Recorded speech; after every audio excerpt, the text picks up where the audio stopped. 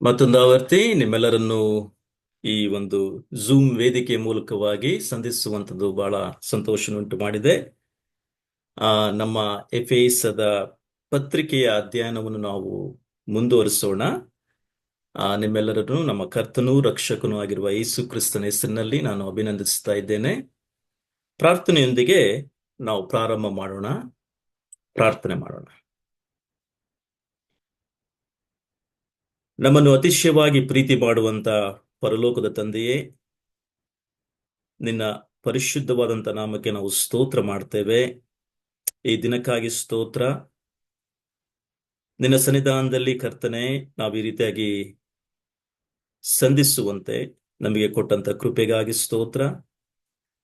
ಗತಿಸಿ ಹೋದಂತ ಎಲ್ಲಾ ದಿನಮಾನಗಳಲ್ಲಿ ನೀನು ತೋರಿಸಿದಂತ ಮಹಾಕರುಣೆ, ಪ್ರೀತಿ, ನಿನ್ನ ನಂಬಿಗಸ್ತಿಕೆ, ನಿನ್ನ ಸಂರಕ್ಷಣೆ ಮತ್ತು ನಮಗೆ ಒದಗಿಸಿಕೊಟ್ಟಂತ ಎಲ್ಲಾ ಅವಶ್ಯಕತೆಗಳಿಗಾಗಿ, ನಿನ್ನ ಮಹಾಕೃಪೆಗಾಗಿ ನಾವು ನಿನಗೆ ಸ್ತೋತ್ರ ಮಾಡ್ತೇವೆ. ಎಲ್ಲದಕ್ಕಿಂತ ಹೆಚ್ಚಾಗಿ ನಮಗೆ ಅನುಗ್ರಹಿಸಿಕೊಟ್ಟಂತ ಮಹಾರಕ್ಷಣೆಗಾಗಿ ಸ್ತೋತ್ರ, ಪಾಪ ವಿಮೋಚನೆಗಾಗಿ ಸ್ತೋತ್ರ.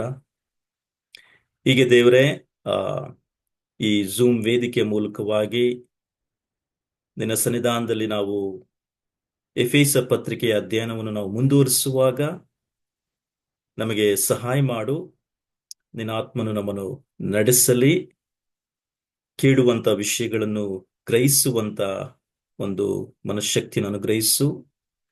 ಅದನ್ನು ಸ್ವೀಕರಿಸುವಂತ ಹೃದಯವನ್ನು ಕೊಡು. ಸೇರಿ ಬಂದಂತ ಪ್ರತಿಯೊಬ್ಬರಿಗೂ ಏಕಾಗ್ರತೆ, ವಾಕ್ಯದ ವಿವರಣೆಯನ್ನು ಸ್ವೀಕರಿಸಿ ದೇವರ ವಾಕ್ಯದ ಸತ್ಯ ಬೋಧನೆಯಲ್ಲಿ ಬೇರೂರುವಂತೆ ಪ್ರತಿಯೊಬ್ಬರನ್ನು ಆಶೀರ್ವಾದ ಮಾಡಿ ಎಂಬುದಾಗಿ ನಾವು ಪ್ರಾರ್ಥಿಸ್ತಾ ಇದ್ದೇವೆ. ನಿನ್ನ ವಾಕ್ಯದ ಬೋಧನೆಯನ್ನು, ಇದರ ವಿವರಣೆಯನ್ನು ಕರ್ತನೆ, ನಿನ್ನ ಆತ್ಮನ ನಡೆಸುವಿಕೆಗೋಸ್ಕರವಾಗಿ ನಾವು ಪ್ರಾರ್ಥಿಸುತ್ತಾ ಒಪ್ಪಿಸಿಕೊಡುತ್ತಾ ಇದ್ದೇವೆ. ಸೇರಿ ಬಂದಂತ ಪ್ರತಿಯೊಬ್ಬರನ್ನು ಮತ್ತು ಸೇರಿ ಬರುವಂತ ಪ್ರತಿಯೊಬ್ಬರನ್ನು ಆಶೀರ್ವಾದ ಮಾಡಿ ನಡೆಸಿ ಎಂಬುದಾಗಿ ಯೇಸು ಕ್ರಿಸ್ತನ ಹೆಸರಿನಲ್ಲಿ ಬೇಡುತ್ತೇವೆ ನಮ್ಮ ತಂದೆಯೇ, ಆಮೇನ್, ಆಮೇನ್. ಮತ್ತೊಂದು ಆವರ್ತಿ ನಿಮ್ಮೆಲ್ಲರನ್ನೂ ನಮ್ಮ ಕರ್ತನೂ ರಕ್ಷಕನೂ ಒಬ್ಬನೇ ದೇವರಾಗಿರ್ತಕ್ಕಂಥ ಯೇಸು ಕ್ರಿಸ್ತನ ಹೆಸರಿನಲ್ಲಿ ನಾನು ವಂದಿಸ್ತಾ ಇದ್ದೇನೆ. ನಿಮ್ಮ ಸತ್ಯವೇದಗಳನ್ನು ಎಫೆಸದವರಿಗೆ ಬರೆದ ಪತ್ರಿಕೆಗೆ ತಿರುಗಿಸ್ರಿ. ಎಫೆಸದವರಿಗೆ ಬರೆದ ಪತ್ರಿಕೆಯಲ್ಲಿ ನಾವು 2ನೇ ಅಧ್ಯಾಯದಲ್ಲಿದ್ದೇವೆ. ಎಫೆಸ ಪತ್ರಿಕೆಯ 2ನೇ ಅಧ್ಯಾಯದಲ್ಲಿ ನಾವಿದ್ದೇವೆ. ದಯಮಾಡಿ ನಿಮ್ಮ ಸತ್ಯವೇದಗಳನ್ನು ಎಫೆಸ ಪತ್ರಿಕೆಯ 2ನೇ ಅಧ್ಯಾಯದ 2ನೇ ಭಾಗಕ್ಕೆ ನಾವಿದ್ದೇವೆ. ಅದು 11ನೇ ವಚನದಿಂದ ಪ್ರಾರಂಭವಾಗುತ್ತೆ ಇವತ್ತು. ಇಲ್ಲಿ ಪೌಲನು ನಮಗೆ ಕ್ರಿಸ್ತನಲ್ಲಿ ಇರುವಂತ ಹೊಸ ಗುರುತು ಏನು ಎಂಬುದನ್ನು ತೋರಿಸ್ಕೊಡ್ತಾ ಇದ್ದಾನೆ. ಅಥವಾ ಕ್ರಿಸ್ತನೇ ನಮಗೆ ಹೇಗೆ ಸಂಧಾನವಾಗಿದ್ದಾನೆ, ಹೇಗೆ ಸಮಾಧಾನವನ್ನು ಉಂಟು ಮಾಡಿದ್ದಾನೆ, ಹೇಗೆ ಆ ದ್ವೇಷವನ್ನು ತೆಗೆದು ಹಾಕಿದ್ದಾನೆ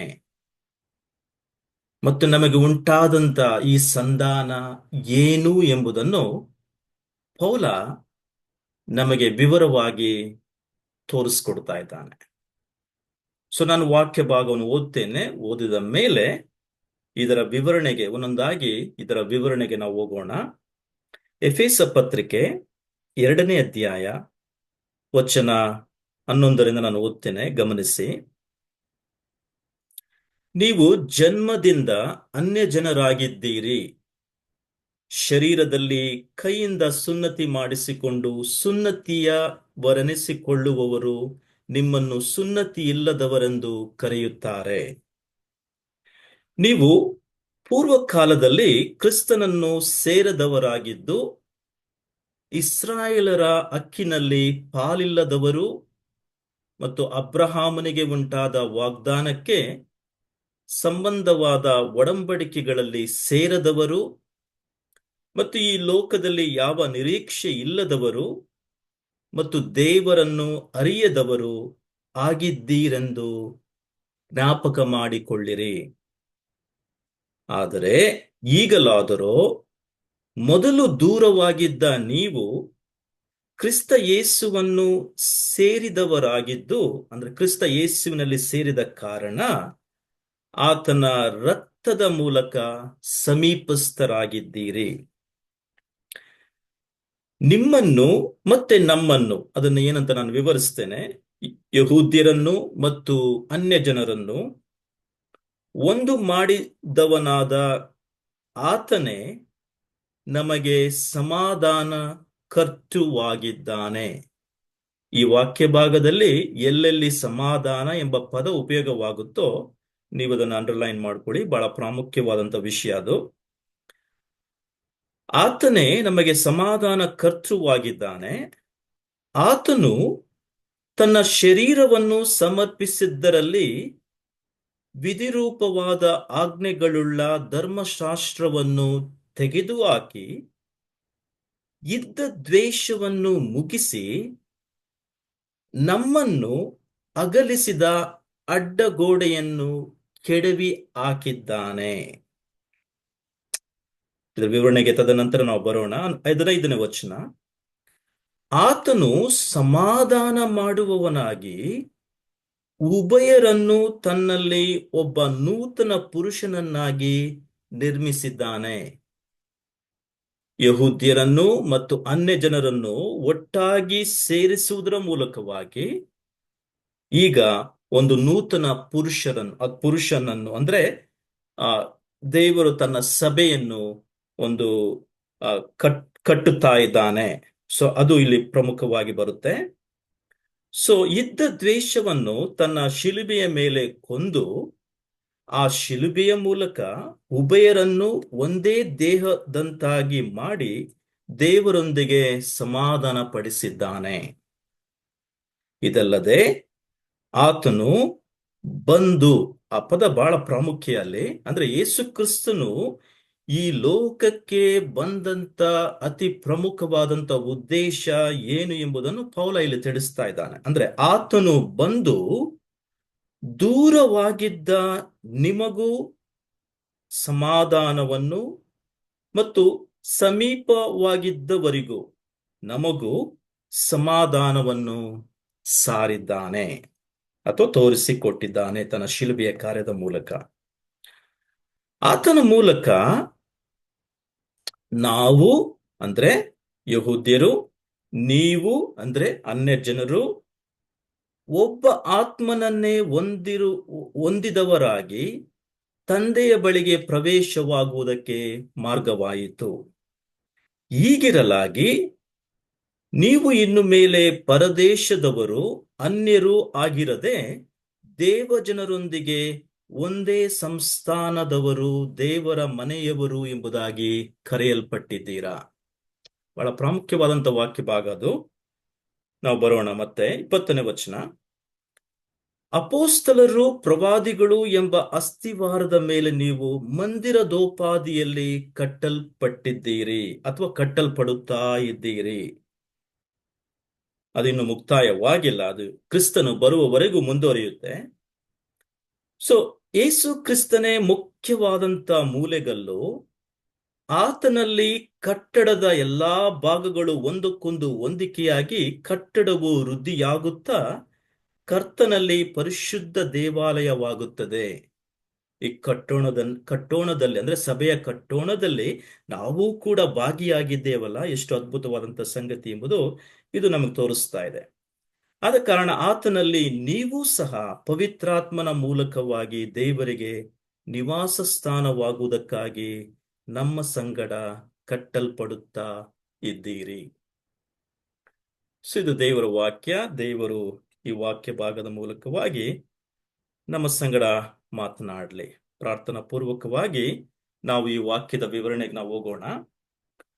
ಸೊ ಒಂದು ಶೀರ್ಷಿಕೆ ನಿಮ್ಮ ಮನಸ್ಸಿನಲ್ಲಿರಲಿ. ಈ ಎಫೆಸ ಪತ್ರಿಕೆಯ ಒಂದು ಶೀರ್ಷಿಕೆ ಏನಂದ್ರೆ, ಪೌಲನು ಈ 6 ಅಧ್ಯಾಯಗಳ ಪತ್ರಿಕೆಯನ್ನು ಎಫೆಸ ಪಟ್ಟಣದಲ್ಲಿರ್ತಕ್ಕಂಥ ವಿಶ್ವಾಸಿಗಳಿಗೆ ಬರೆಯುವಾಗ ಇವನ ಉದ್ದೇಶ ಏನಾಗಿತ್ತಂದ್ರೆ, ಈ ಎಫೆಸ ಪಟ್ಟಣದ ವಿಶ್ವಾಸಿಗಳು ಕ್ರಿಸ್ತನಿಗೆ ಹೇಗೆ ಯೋಗ್ಯರಾಗಿ ನಡ್ಕೊಳ್ಳಬೇಕು, ಅವರ ಕರೆ ಅಂದ್ರೆ ರಕ್ಷಣೆಯ ಕರೆಯನ್ನು ಹೇಗೆ ತಿಳುಕೊಳ್ಳಬೇಕು, ಈ ಲೋಕದಲ್ಲಿ ಅವರಿಗಿರ್ತಕ್ಕಂಥ ಕ್ರಿಸ್ತನಲ್ಲಿ ಅವರಿಗಿರ್ತಕ್ಕಂಥ ಒಂದು ಸ್ಥಾನ ಏನು, ನಿಲುವು ಏನು, ಮತ್ತು ಪರಲೋಕ ಭಾವದವರಾಗಿ ಹೇಗೆ ಜೀವಿಸುವಂತವರಾಗಬೇಕು ಎಂಬುದಾಗಿ ಅನೇಕ ವಿಧ ವಿಧವಾಗಿ ಆ ಕ್ರಿಸ್ತ ನಂಬಿಕೆಯ ಯೋಗ್ಯತೆಯನ್ನು ಪೌಲನು ತಿಳಿಸ್ಕೊಡ್ತಾ ಇದ್ದಾನೆ. ಸೊ ಆ ಶೀರ್ಷಿಕೆಯನ್ನು ನಾವು ಮನಸ್ಸಿನಲ್ಲಿ ಇಟ್ಟುಕೊಂಡು ಈ ಈ ಇಡೀ ಒಂದು ಪುಸ್ತಕವನ್ನು ಅಥವಾ ಈ ಪತ್ರಿಕೆಯನ್ನು ನಾವು ಅಧ್ಯಯನ ಮಾಡ್ತಾ ಇದ್ದೇವೆ. ಕಳೆದ ಸಾರಿ ನೀವು ನನ್ನ ಜೊತೆಗಿದ್ರೆ ನಾವು ಅಧ್ಯಯನ ಮಾಡಿದ್ದೇನೆಂದ್ರೆ, ಹೇಗೆ ಕ್ರಿಸ್ತನು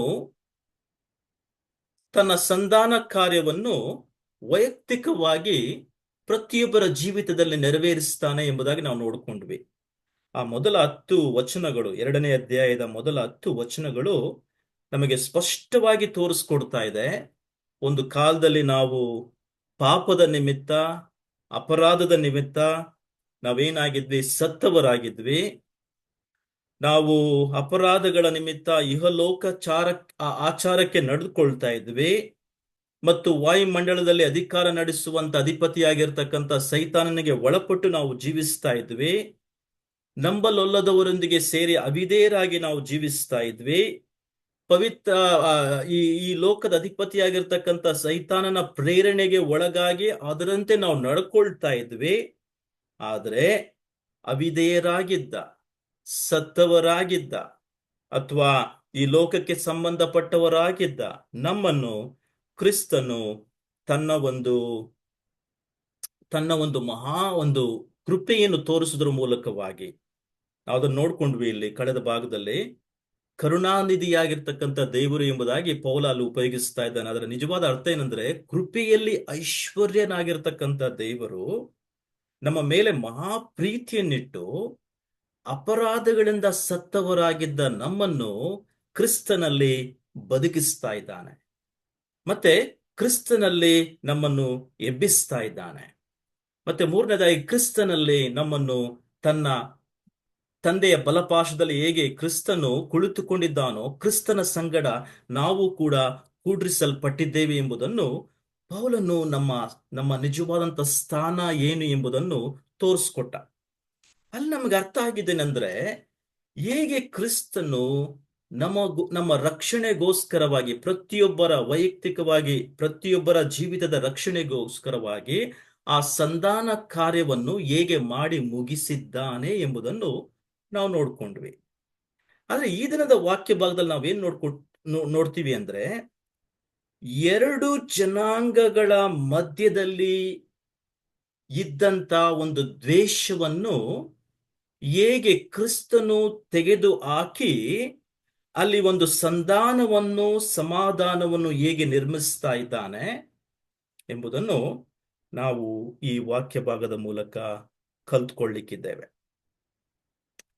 ಸೊ ಆದ ಕಾರಣ ಮೊದಲನೇದಾಗಿ ನಾವು ಅರ್ಥ ಮಾಡ್ಕೊಳ್ಳಿಕ್ಕೆ ಪ್ರಯತ್ನ ಮಾಡೋಣ. ಈ ವಾಕ್ಯ ಭಾಗದಲ್ಲಿ ಮೊದಲನೇದಾಗಿ ಸಂಧಾನ ಏನು ಎಂಬುದನ್ನು ಅರ್ಥ ಮಾಡಿಕೊಳ್ಳಿಕ್ಕೆ ಪ್ರಯತ್ನ ಮಾಡೋಣ. ಇದರ ವ್ಯಾಖ್ಯಾನವನ್ನು ನಾನು ನಿಮಗೆ ಕೊಡ್ತೇನೆ. ಬೈಬಲ್ ಪ್ರಕಾರ ಸಂಧಾನ ಅಂದರೆ ಏನು, ಅಥವಾ ಹೇಗೆ ಕ್ರಿಸ್ತನು ಈ ಸಮಾಧಾನದ ಕಾರ್ಯವನ್ನು ಮಾಡಿ ಮುಗಿಸಿದ, ಇದನ್ನು ನಮ್ಮ ಜೀವಿತದಲ್ಲಿ ಹೇಗೆ ನಾವು ಅಳವಡಿಸಿಕೊಳ್ಳಬೇಕು ಎಂಬುದನ್ನು ಕ್ಲುಪ್ತವಾಗಿ ಒಂದು ವ್ಯಾಖ್ಯಾನದ ಮೂಲಕವಾಗಿ ನಾನು ನಿಮಗೆ ತಿಳಿಸ್ಲಿಕ್ಕೆ ಇಷ್ಟಪಡ್ತೇನೆ. ಮೊದಲನೇದಾಗಿ ಅರ್ಥ ಮಾಡಿಕೊಳ್ಳಿ, ಸಂಧಾನ ಎಂಬತಕ್ಕಂಥದ್ದು ದೇವರ ಕಾರ್ಯ.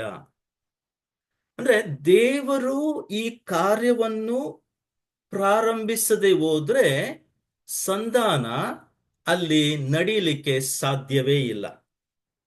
ಸಂಧಾನ ಯಾಕೆ ಅಗತ್ಯತೆಯಾಗಿದೆ ಎಂಬುದಾಗಿ ನೀವು ಯೋಚನೆ ಮಾಡುವಾಗ,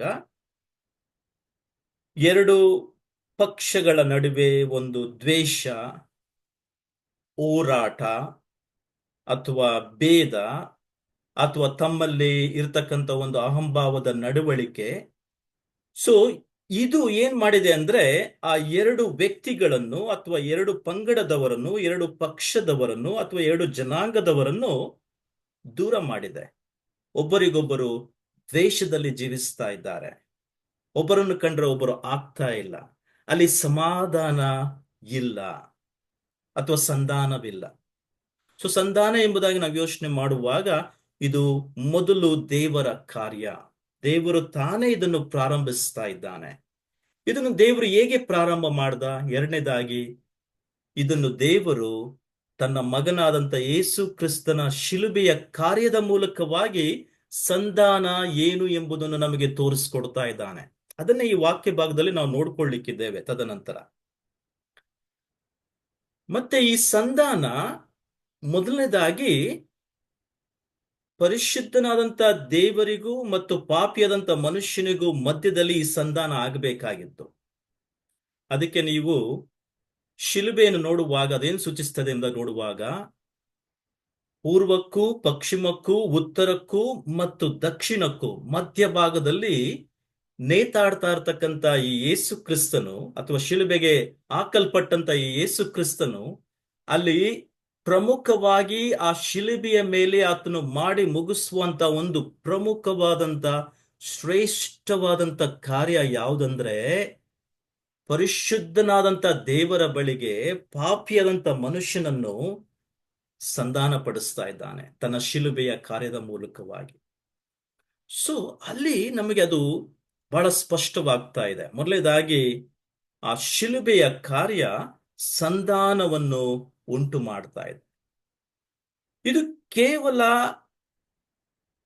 ಆ ಪರಿಶುದ್ಧನಾದಂತ ದೇವರಿಗೂ ಮತ್ತು ಪಾಪಿಯಾದಂತ ಮನುಷ್ಯನಿಗೂ ಮಧ್ಯದಲ್ಲಿ ಸಮಾಧಾನ ಸಂಧಾನ ಉಂಟು ಮಾಡಿದ್ದು ಅಷ್ಟೇ ಅಲ್ಲ, ಇಲ್ಲಿಯವರೆಗೂ ದ್ವೇಷದಿಂದ ಅಥವಾ ತಮ್ಮದೇ ಆದಂತ ಆ ಆ, ಆ, ದ್ವೇಷದಿಂದ ದೂರವಾಗಿದ್ದಂತ ಎರಡು ಜನಾಂಗಗಳನ್ನು ದೇವರು ಒಟ್ಟುಗೂಡಿಸಿ ಅವರನ್ನು ಒಂದೇ ದೇಹವನ್ನಾಗಿ ಮಾಡುವಂತ ಕಾರ್ಯ ಅದು ಕೂಡ ಶಿಲುಬೆಯ ಮೇಲೆ ನೆರವೇರಿತು. ಯಾಕೆಂದ್ರೆ ಇಲ್ಲಿವರೆಗೂ ಯಹೂದ್ಯರಲ್ಲಿಯೂ ಮತ್ತು ಅನ್ಯ ಜನರಲ್ಲಿಯೂ ದ್ವೇಷ ಇತ್ತು. ಆ ದ್ವೇಷವನ್ನು ದೇವರು ಅಂದ್ರೆ ಯೇಸು ಕ್ರಿಸ್ತನು ತನ್ನ ಶಿಲುಬೆಯ ಕಾರ್ಯದ ಮೂಲಕವಾಗಿ ತೆಗೆದು ಹಾಕ್ತಾ ಇದ್ದಾನೆ. ಆಮೇಲೆ ಅವರ ಮಧ್ಯದಲ್ಲಿ ಒಂದು ಯುದ್ಧ ಕಾದಾಟವಿತ್ತು. ಒಬ್ಬರನ್ನೊಬ್ಬರು ಸ್ವೀಕರಿಸ್ತಾ ಇರಲಿಲ್ಲ. ಈ ದಿನಮಾನಗಳು ನೀವು ನೋಡಿದ್ರೆ ರಷ್ಯಾ ಮತ್ತು ಯುಕ್ರೇನ್ ದೇಶದಲ್ಲಿ ಈ ಈ ಎರಡು ದೇಶಗಳ ಮಧ್ಯದಲ್ಲಿ ಭಯಂಕರವಾದಂತ ಕಾದಾಟ, ಯುದ್ಧ, ಅನೇಕ ಸೈನಿಕರುಗಳು ಮರಣ ಹೊಂದುವುದನ್ನು ಅಥವಾ ನಾಗರಿಕರಿಗೆ ಅನೇಕ ಹಾನಿ ಮತ್ತು ಅನೇಕರು ಸಾವನ್ನಪ್ಪುವುದನ್ನು ನಾವು ನಮ್ಮ ಕಣ್ಣಾರೆ ನೋಡ್ತಾ ಇದ್ದೇವೆ. ಅಥವಾ ಬಹಳ ವರ್ಷಗಳಿಂದ ಇರ್ತಕ್ಕಂಥ ಒಂದು ಕಾದಾಟ, ಇಸ್ರಾಯೇಲರ ಮತ್ತು ಪ್ಯಾಲೆಸ್ತೀನರ ಮಧ್ಯದಲ್ಲಿ ಒಂದು ದ್ವೇಷ, ಒಂದು ಸಂಘರ್ಷ. ಆ ಕಾದಾಟ ಎಷ್ಟು ಜನರ ಮೇಲೆ ಪ್ರಭಾವ ಬೀರ್ತಾ ಇದೆ, ಎಷ್ಟು ಜನರು ತಮ್ಮ ಪ್ರಾಣವನ್ನು ಕಳ್ಕೊಳ್ತಾ ಇದ್ದಾರೆ ಕೇವಲ ಆ ದ್ವೇಷದ ಮೂಲಕವಾಗಿ. ಅದನ್ನು ನಾವು ನಮ್ಮ ಕಣ್ಣಾರೆ ನಾವು ನೋಡ್ತಾ ಇದ್ದೇವೆ.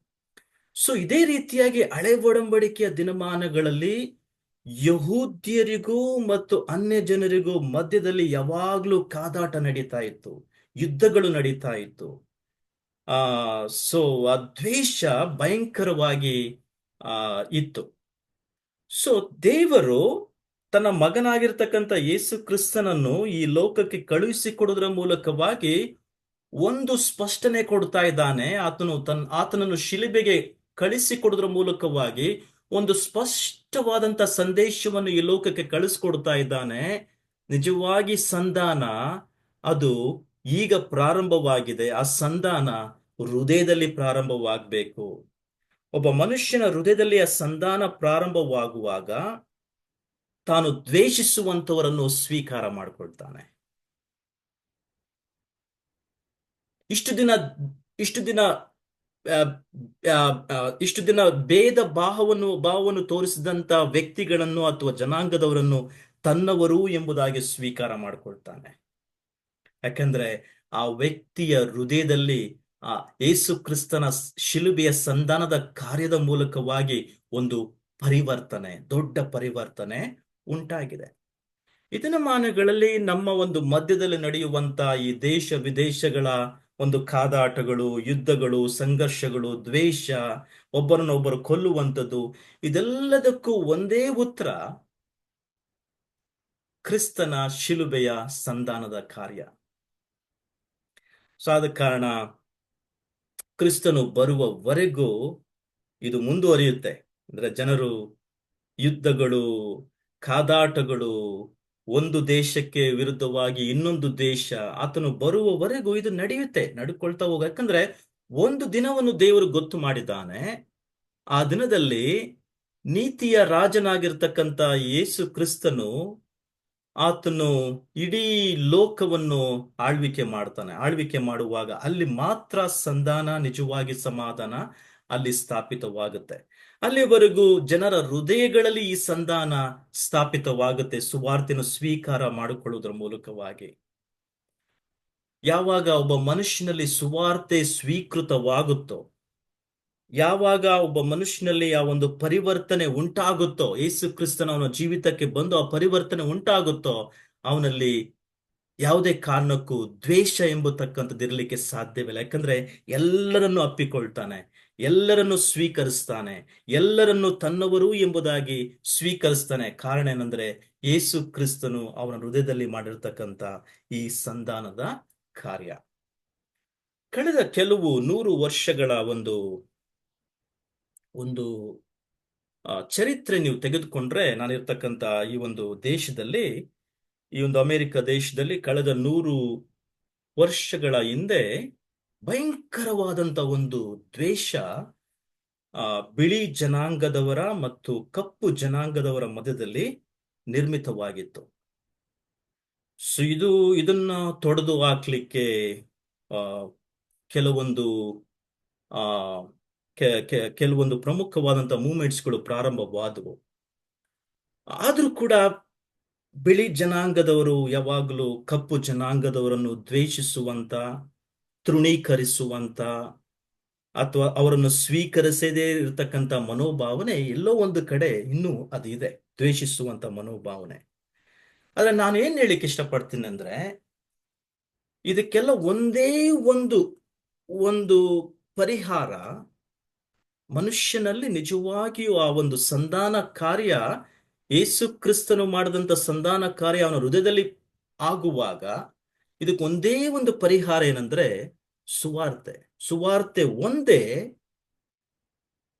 ದ್ವೇಷಿಸುವಂತ ಎರಡು ಜನಾಂಗದವರನ್ನು ಒಟ್ಟು ಮಾಡಲಿಕ್ಕೆ ಸಾಧ್ಯ. ಸುವಾರ್ತೆ ಒಂದೇ ಇಷ್ಟು ದಿನ ದ್ವೇಷ ಮಾಡುವಂತ, ಒಬ್ಬರನ್ನೊಬ್ಬರು ದ್ವೇಷ ಮಾಡುವಂತ ವ್ಯಕ್ತಿಗಳನ್ನು ಒಂದುಗೂಡಿಸ್ಲಿಕ್ಕೆ ಸಾಧ್ಯ. ಆದ ಕಾರಣ ಈ ಸಂಧಾನದ ಸುವಾರ್ತೆಯನ್ನು ನಾವು ಚೆನ್ನಾಗಿ ಅರ್ಥ ಮಾಡಿಕೊಳ್ಳೋಣ. ದೇವರು ಅದನ್ನೇ ಇಲ್ಲಿ ನಮಗೆ ಗೋಚರ ಪಡಿಸ್ತಾ ಇದ್ದಾನೆ. ಯೇಸು ಕ್ರಿಸ್ತನು ಶಿಲುಬೆಯ ಮೇಲೆ ಇಷ್ಟು ದಿನ ಕಾದಾಟ, ದ್ವೇಷ, ಭೇದ ಭಾವ ಇದ್ದಂತ, ಸಂಘರ್ಷಣೆ ಇದ್ದಂತ ಒಂದು ಒಂದು ಆ ಒಂದು ಪರಿಸ್ಥಿತಿಯನ್ನು ಬದಲಾಯಿಸಿ ಅಲ್ಲಿ ಸಮಾಧಾನವನ್ನು ದೇವರು ಉಂಟು ಮಾಡಿದ. ಇದರ ಮೂಲಕವಾಗಿ ನಮಗೆ ಅನುಗ್ರಹವಾದಂತ ಒಂದು ಅದ್ಭುತವಾದಂತ ಆಶೀರ್ವಾದ ಏನಂದ್ರೆ, ಈ ಸಂಧಾನದ ಕಾರ್ಯ ಯೇಸು ಕ್ರಿಸ್ತನು ಶಿಲುಬೆಯ ಮೇಲೆ ಎಲ್ಲರಿಗೋಸ್ಕರ, ಅನ್ಯ ಜನರಿಗೋಸ್ಕರ ಮತ್ತು ಯಹೂದ್ಯರಿಗೋಸ್ಕರ ಮಾಡಿ ಮುಗಿಸಿದ ಕಾರಣ ಒಂದು ಪ್ರವೇಶ ಅಲ್ಲಿ ನಮಗೆ ಅವಕಾಶವಾಯಿತು.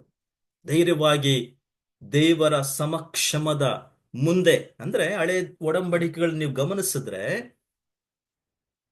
ಒಬ್ಬ ಅನ್ಯ ಮತಸ್ಥನು ಯಹೂದ್ಯನಾಗಬೇಕಾದ್ರೆ ಅವನು ಮೊದಲು ಯೆಹೋವ ದೇವರೇ ಸತ್ಯ ದೇವರು, ನಿಜವಾದಂತ ದೇವರು ಎಂಬುದಾಗಿ ಮೊದಲು ಆ ಒಂದು ಧರ್ಮೋಪದೇಶ ಕಾಂಡ 6ನೇ ಅಧ್ಯಾಯ 5ನೇ ವಚನದ ಪ್ರಕಾರ ಅವನು ಉಚ್ಚಾರಣೆ ಮಾಡಬೇಕಾಗಿತ್ತು, ದೇವರು ಒಬ್ಬನೇ ಎಂಬುದಾಗಿ. ಎರಡನೇದಾಗಿ ಅವನು ಒಂದು ಪದ್ಧತಿಯನ್ನು ಆಚರಿಸಬೇಕಾಗಿತ್ತು, ಅದೇನೆಂದ್ರೆ ಸುನ್ನತಿ ಎಂಬ ಪದ್ಧತಿಯನ್ನು ಅವನು ಆಚರಿಸಬೇಕಾಗಿತ್ತು. ಅದೆಲ್ಲ ಇದ್ರೂ ಕೂಡ ಅನ್ಯ ಮತಸ್ಥದವನು, ಹಳೆ ಒಡಂಬಡಿಕೆಯ ಸಂದರ್ಭದ ಪ್ರಕಾರ ಅನ್ಯ ಮತಸ್ಥನು ಈ ಒಂದು ಇಸ್ರಾಯೇಲರ ಒಂದು ಗುಂಪಿನಲ್ಲಿ, ಅವರ ಸಮುದಾಯದಲ್ಲಿ ಒಂದಾಗಿದ್ರೂ ಕೂಡ ಆ ಒಂದು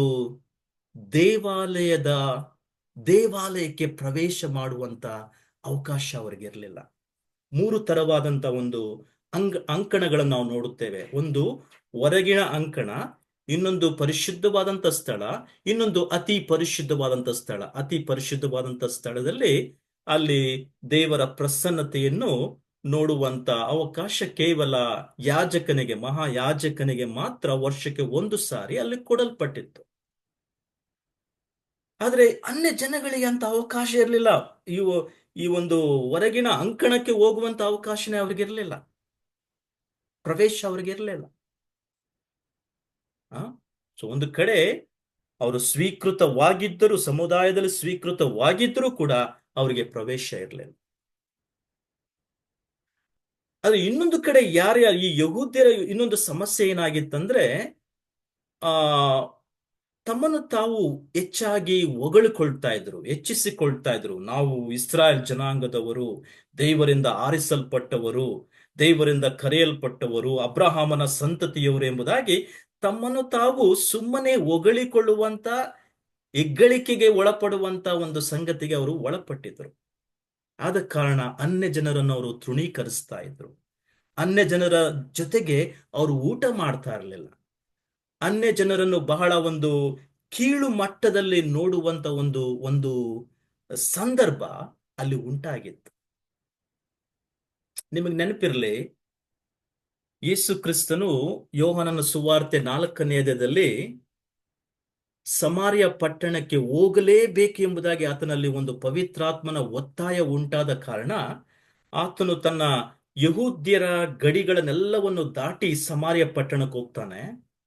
ಅಲ್ಲಿ ಸಮಾರ್ಯದ ಒಬ್ಬ ಹೆಂಗಸನ್ನು, ಸ್ತ್ರೀಯನ್ನು ಆತನು ಸಂಧಿಸ್ತಾನೆ. ಆಕೆ ನೀರನ್ನು ಆ ಬಾವಿಯಿಂದ ತೆಗೆದುಕೊಳ್ತಾ ಇದ್ಲು. ಅಲ್ಲಿ ಈತನಿಗೆ ನೀರಡಿಕೆ ಆಗಿದೆ, ನನಗೆ ನೀರು ಕೊಡು ಎಂಬುದಾಗಿ ಅಲ್ಲಿಂದ ಪ್ರಾರಂಭವಾಗುತ್ತೆ ಸಂಭಾಷಣೆ. ಆದ್ರೆ ಆಕೆ ಹೇಳ್ತಾಳೆ, ಯಹೂದ್ಯರಿಗೂ ಮತ್ತು ಸಮಾರ್ಯದವರಿಗೂ ಯಾವುದೇ ಒಡನಾಟವಿಲ್ಲ ಎಂಬುದಾಗಿ. ಅದು ನಿಜ ಆ ದಿನಮಾನಗಳಲ್ಲಿ. ಯಾಕಂದ್ರೆ ಈ ಸಮಾರ್ಯದವರು ಯಾರಾಗಿದ್ರು ಅಂದ್ರೆ, ಇಸ್ರಾಯೇಲರ 10 ಕುಲಗಳಲ್ಲಿ, ಇಸ್ರಾಯೇಲರ 12 ಕುಲಗಳಲ್ಲಿ 10 ಕುಲಗಳು ಕ್ರಿಸ್ತ ಪೂರ್ವ, ಅಂದ್ರೆ ನೀವು ಗಮನಿಸಿದ್ರೆ ಸುಮಾರು 700ನೇ ಶತಮಾನದಲ್ಲಿ, ಕ್ರಿಸ್ತ ಪೂರ್ವ 700ನೇ ಶತಮಾನದಲ್ಲಿ ಅಶ್ಶೂರಿಯರು ಎಂಬತಕ್ಕಂಥ ಒಂದು ದೊಡ್ಡ ಮಹಾ ಸಮೂಹ ಅವ್ರು ಬಂದು ಏನ್ ಮಾಡ್ತಾರೆ ಅಂದ್ರೆ, ಅನ್ಯ ಜನರ ಒಂದು ಸಮೂಹ ಇದು. ಅವ್ರು ಬಂದು ಇವರನ್ನು ತಮ್ಮ ಕಡೆಗೆ ತೆಗೆದುಕೊಳ್ತಾರೆ. ಸೊ ಇವರೆಲ್ಲರೂ ಆ ಆ ಗಡಿಪಾರಾಗ್ತಾರೆ. ಎಲ್ಲಿಗೆ? ಅನ್ಯ ಜನರೊಟ್ಟಿಗೆ ಬೆರೆತು ಹೋಗ್ತಾರೆ. ಈ 10 ಕುಲದವರು ಅನ್ಯ ಜನರೊಟ್ಟಿಗೆ ಬೆರೆತು ಹೋಗ್ತಾರೆ. ಮತ್ತು ಬೆರೆತು ಹೋದ ಮೇಲೆ ಮತ್ತೆ ಅವರು ತಮ್ಮ ತಪ್ಪುಗಳನ್ನು ಅರಿಕೆ ಮಾಡಿಕೊಂಡು ದೇವರ ಕಡೆಗೆ ಹಿಂತಿರುಗೋದಿಲ್ಲ. ಆ ಅನ್ಯ ಜನಗಳಲ್ಲೇ ಬೆರೆತು ಹೋಗ್ತಾರೆ. ಇವರ ಇವರ ಗಂಡು ಮಕ್ಕಳನ್ನು ಅವರ ಹೆಣ್ಣು ಮಕ್ಕಳಿಗೆ ಕೊಡ್ತಾರೆ, ಅವರ ಹೆಣ್ಣು ಮಕ್ಕಳನ್ನು ಇವರ ಗಂಡು ಮಕ್ಕಳಿಗೆ ತೆಗೆದುಕೊಳ್ತಾರೆ. ಅವರು ವಿಗ್ರಹ ಆರಾಧನೆ ಮಾಡಿದ್ದನ್ನು ಇವರು ಮಾಡ್ಲಿಕ್ಕೆ ಪ್ರಾರಂಭ ಮಾಡ್ತಾರೆ. ಸೊ ಅವರಲ್ಲಿ ಬೆರ್ತು ಹೋಗ್ತಾರೆ. ಬೆರ್ತು ಹೋದ ಕಾರಣ ಅವರು ತಮ್ಮ ಒಂದು ಏನನ್ನು ಕಳ್ಕೊಳ್ತಾರೆ, ಗುರುತನ್ನು ಕಳ್ಕೊಂಡ್ ಬಿಡ್ತಾರೆ. ಅದಕ್ಕೆ ಈ ಸಮಾರ್ಯದ ಹೆಂಗಸು ಕೇಳ್ತಾ ಇದ್ದಾಳೆ, ಯಹೂದ್ಯರಿಗೂ ಸಮಾರ್ಯದವರಿಗೂ ಯಾವುದೇ ಒಡನಾಟ ಇಲ್ಲ, ನೀನ್ ಹೇಗೆ ಒಬ್ಬ ಯಹೂದ್ಯನಾಗಿ ನನ್ನ ಸಂಗಡ ಮಾತನಾಡ್ಲಿಕ್ಕೆ ಬರ್ತಾ ಇದ್ದಿ ಎಂಬುದಾಗಿ ಆಕೆ ಪ್ರಶ್ನೆ ಮಾಡ್ತಾಳೆ. ಸೊ ಅದು ನಿಮಗೆ ನೆನಪಿರ್ಲಿ, ಆ ಒಂದು ದ್ವೇಷ ಅವರಲ್ಲಿತ್ತು. ಸಮಾರ್ಯದವರನ್ನು ಸ್ವೀಕಾರ ಮಾಡ್ತಾ ಇರಲಿಲ್ಲ. ಅಷ್ಟೇ ಅಲ್ಲದೆ ಅನ್ಯ ಜನರನ್ನು ಕೂಡ ಅವರು ಸ್ವೀಕಾರ ಮಾಡ್ತಾ ಇರಲಿಲ್ಲ. ಬಹಳ ದ್ವೇಷದ ಒಂದು ಸಂದರ್ಭ ಅಲ್ಲಿ ಉಂಟಾಗಿತ್ತು.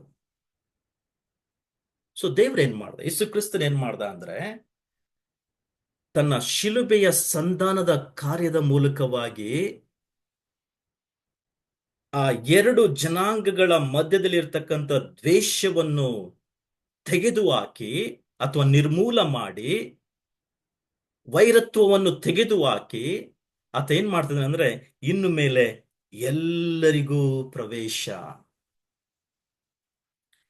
ಇದನ್ನ ನೀವು ಅರ್ಥ ಮಾಡ್ಕೊಳ್ಬೇಕಾದ್ರೆ ಇನ್ನೊಂದು ಸಂಗತಿ ನಿಮ್ಗೆ ಅರ್ಥ ಆಗ್ಬೇಕು. ಆತನ ಶಿಲುಬೆಯ ಕಾರ್ಯ ಅಂದ್ರೆ, ಶಿಲುಬೆ ಮೇಲೆ ಆತನು ನಮಗೋಸ್ಕರ ತೂಗು ಹಾಕಲ್ಪಟ್ಟಿದ್ದಾಗ ತೀರಿತು ಎಂಬ ಪದವನ್ನು ಆತನು ಉಚ್ಚಾರಣೆ ಮಾಡುವಾಗ, ಅಂದ್ರೆ ನಾನು ಬಂದಂತ ಉದ್ದೇಶ ಈಗ ಕಾರ್ಯ ನೆರವೇರುತ್ತಾ ಇದೆ, ತೀರಿತು ಎಂಬುದಾಗಿ ಆತನು ಉಚ್ಚಾರಣೆ ಮಾಡುವಾಗ ಮತ್ತಾಯನು ವಿಶೇಷವಾಗಿ ಒಂದು ಸಂಗತಿ ನಮ್ಗೆ ತೋರಿಸ್ಕೊಡ್ತಾನೆ. ನೀವು ಓದಿದ್ರೆ ಅರ್ಥ ಆಗುತ್ತೆ ಸುವಾರ್ತೆಗಳಲ್ಲಿ.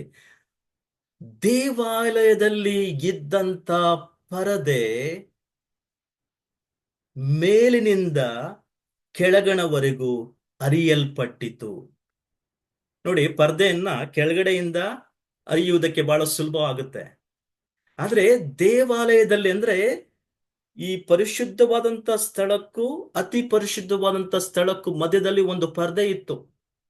ಆ ಪರ್ದೆ ಒಳಗಡೆ ಹೋಗ್ಲಿಕ್ಕೆ ಮಹಾಯಾಜಕನಿಗೆ ವರ್ಷಕ್ಕೆ ಒಂದು ಸಾರಿ ಮಾತ್ರ ಪ್ರವೇಶ. ಆದ್ರೆ ದೇವರಲ್ಲಿ ಏನ್ ಮಾಡ್ದ ಅಂದ್ರೆ, ಯೇಸು ಕ್ರಿಸ್ತನ ಶಿಲುಬೆಯ ಮರಣ, ಶಿಲುಬೆಯ ಒಂದು ಕಾರ್ಯ ಅಲ್ಲಿ ನಡೆಯುವಾಗ ಆ ಪರದೆ ದೇವರು ತಾನೇ ಮೇಲಿನಿಂದ ಕೆಳಗಣವರೆಗೂ ಹರಿದು ಹಾಕ್ಬಿಟ್ಟ. ಕಾರಣ ಏನಂದ್ರೆ, ಇನ್ಮೇಲೆ ಈ ದ್ವೇಷ, ಈ ಸಂಘರ್ಷ, ಅಥವಾ ಈ ವೈರತ್ವ, ಆ ಅಥವಾ ಒಬ್ಬರನ್ನೊಬ್ಬರು ಸ್ವೀಕಾರ ಮಾಡಿಕೊಳ್ಳದಿರ್ತಕ್ಕಂಥ ಮನೋಭಾವ, ಇದೆಲ್ಲವನ್ನು ನಿರ್ಮೂಲ ಮಾಡಿದ್ದೇನೆ. ಇನ್ನು ಮೇಲೆ ಎಲ್ಲರೂ ನೇರವಾಗಿ ದೇವರ ಸಮಕ್ಷಮಕ್ಕೆ, ದೇವರ ಒಂದು ಸನ್ನಿಧಾನಕ್ಕೆ ಪ್ರವೇಶವಾಗುವಂತ ಅವಕಾಶ. ಇದೆಲ್ಲವೂ ಸಂಧಾನ ಕಾರ್ಯದಲ್ಲಿ ನಡೆಯುತ್ತಾ ಇದೆ. ಅದನ್ನು ನಾವು ಚೆನ್ನಾಗಿ ಅರ್ಥ ಮಾಡ್ಕೊಳ್ಬೇಕು. ನಮಗ್ ಪ್ರವೇಶ ಸಿಕ್ತು. ಎರಡನೇದಾಗಿ ನಮಗೆ ಬೋಲ್ಡ್ನೆಸ್ ಅಥವಾ ಒಂದು ಧೈರ್ಯ. ಈ ಧೈರ್ಯವನ್ನು ಯೇಸು ಕ್ರಿಸ್ತನೇ ನಮ್ಮ ಹೃದಯದಲ್ಲಿ ತುಂಬುತ್ತಾ ಇದ್ದಾನೆ. ನಾವು ದೇವ ಜನಾಂಗದವರು ಎಂಬುದಾಗಿ ಕರೆಯಲ್ಪಟ್ಟಿದ್ದೇವೆ, ದೇವರ ಮಕ್ಕಳು ಎಂಬುದಾಗಿ ಕರೆಯಲ್ಪಟ್ಟಿದ್ದೇವೆ. ಆದ ಕಾರಣ ದೇವರನ್ನು ಅಪ್ಪ, ತಂದೆ ಎಂಬುದಾಗಿ ಕರೆಯುವಂತ ಒಂದು ಧೈರ್ಯವನ್ನು ಪವಿತ್ರಾತ್ಮನು ನಮ್ಮಲ್ಲಿ ತುಂಬಿಸಿದ್ದಾನೆ. ಸೊ ಇದು ಸಂಧಾನ ಕಾರ್ಯದ ಮೂಲಕವಾಗಿ ಕ್ರಿಸ್ತನಲ್ಲಿ ನಾವು ಇಡುವಂತ ನಂಬಿಕೆ, ದೇವರ ಕೃಪೆಯಿಂದ, ಯೇಸು ಕ್ರಿಸ್ತನ ಶಿಲುಬೆಯ ಕಾರ್ಯದಿಂದ ಈ ಸಂಧಾನ ಕಾರ್ಯ ನೆರವೇರಿದೆ ಎಂಬುದನ್ನು ನಾವು ಚೆನ್ನಾಗಿ ಅರ್ಥ ಮಾಡಿಕೊಳ್ಳೋಣ. ಮತ್ತು ನಮ್ಮಲ್ಲಿ ಒಬ್ಬ ವ್ಯಕ್ತಿಯಲ್ಲಿ ಈ ಸಂಧಾನ ಕಾರ್ಯ ಅದು ನೆರವೇರುವಾಗ, ಅಂದ್ರೆ ಸುವಾರ್ತೆಯ ಮೂಲಕವಾಗಿ ಅದು ನಮ್ಮಲ್ಲಿ ಪರಿವರ್ತನೆ ತರುವಾಗ ನಮ್ಮನ್ನು ದ್ವೇಷಿಸುವವರನ್ನು ಕೂಡ ನಾವು ಪ್ರೀತಿಸಲಿಕ್ಕೆ ಪ್ರಾರಂಭ ಮಾಡ್ತೇವೆ. ನಮ್ಮ ಮೇಲೆ ಸುಮ್ಮನೆ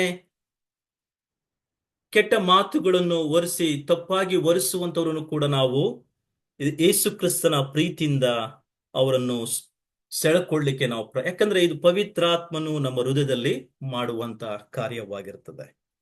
ಸೊ ಇದು ಬಹಳ ಪ್ರಾಮುಖ್ಯ. ಇಲ್ಲಿ ನಾವು ಚೆನ್ನಾಗಿ ಅರ್ಥ ಮಾಡ್ಕೊಳ್ಳೋಣ. ಈ ರಿಕನ್ಸಿಲಿಯೇಷನ್ ಅಥವಾ ಸಂಧಾನ ಕಾರ್ಯ ಎಷ್ಟು ಪ್ರಾಮುಖ್ಯವಾಗಿದೆ ಎಂಬುದನ್ನು ಪೌಲ ಇಲ್ಲಿ ನಮಗೆ ತಿಳಿಸ್ಕೊಡ್ತಾ ಇದ್ದಾನೆ. ವಾಕ್ಯ ಭಾಗಕ್ಕೆ ಬನ್ನಿ. ಇವಾಗ ಎಫೆಸ 2ನೇ ಅಧ್ಯಾಯ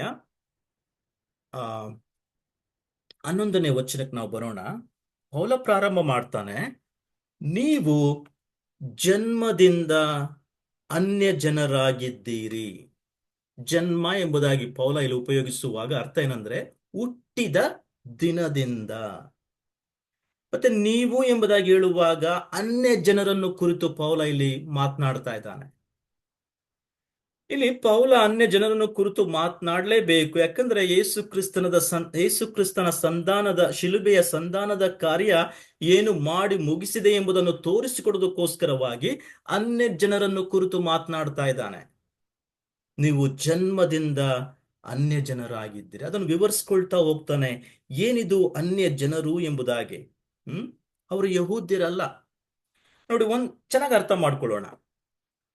ದೇವರು ಜಾತಿಯನ್ನು ಉಂಟು ಮಾಡಲಿಲ್ಲ, ಆದ್ರೆ ಜನಾಂಗವನ್ನು 2 ಜನಾಂಗವನ್ನಾಗಿ ಬೇರ್ಪಡಿಸ್ತ.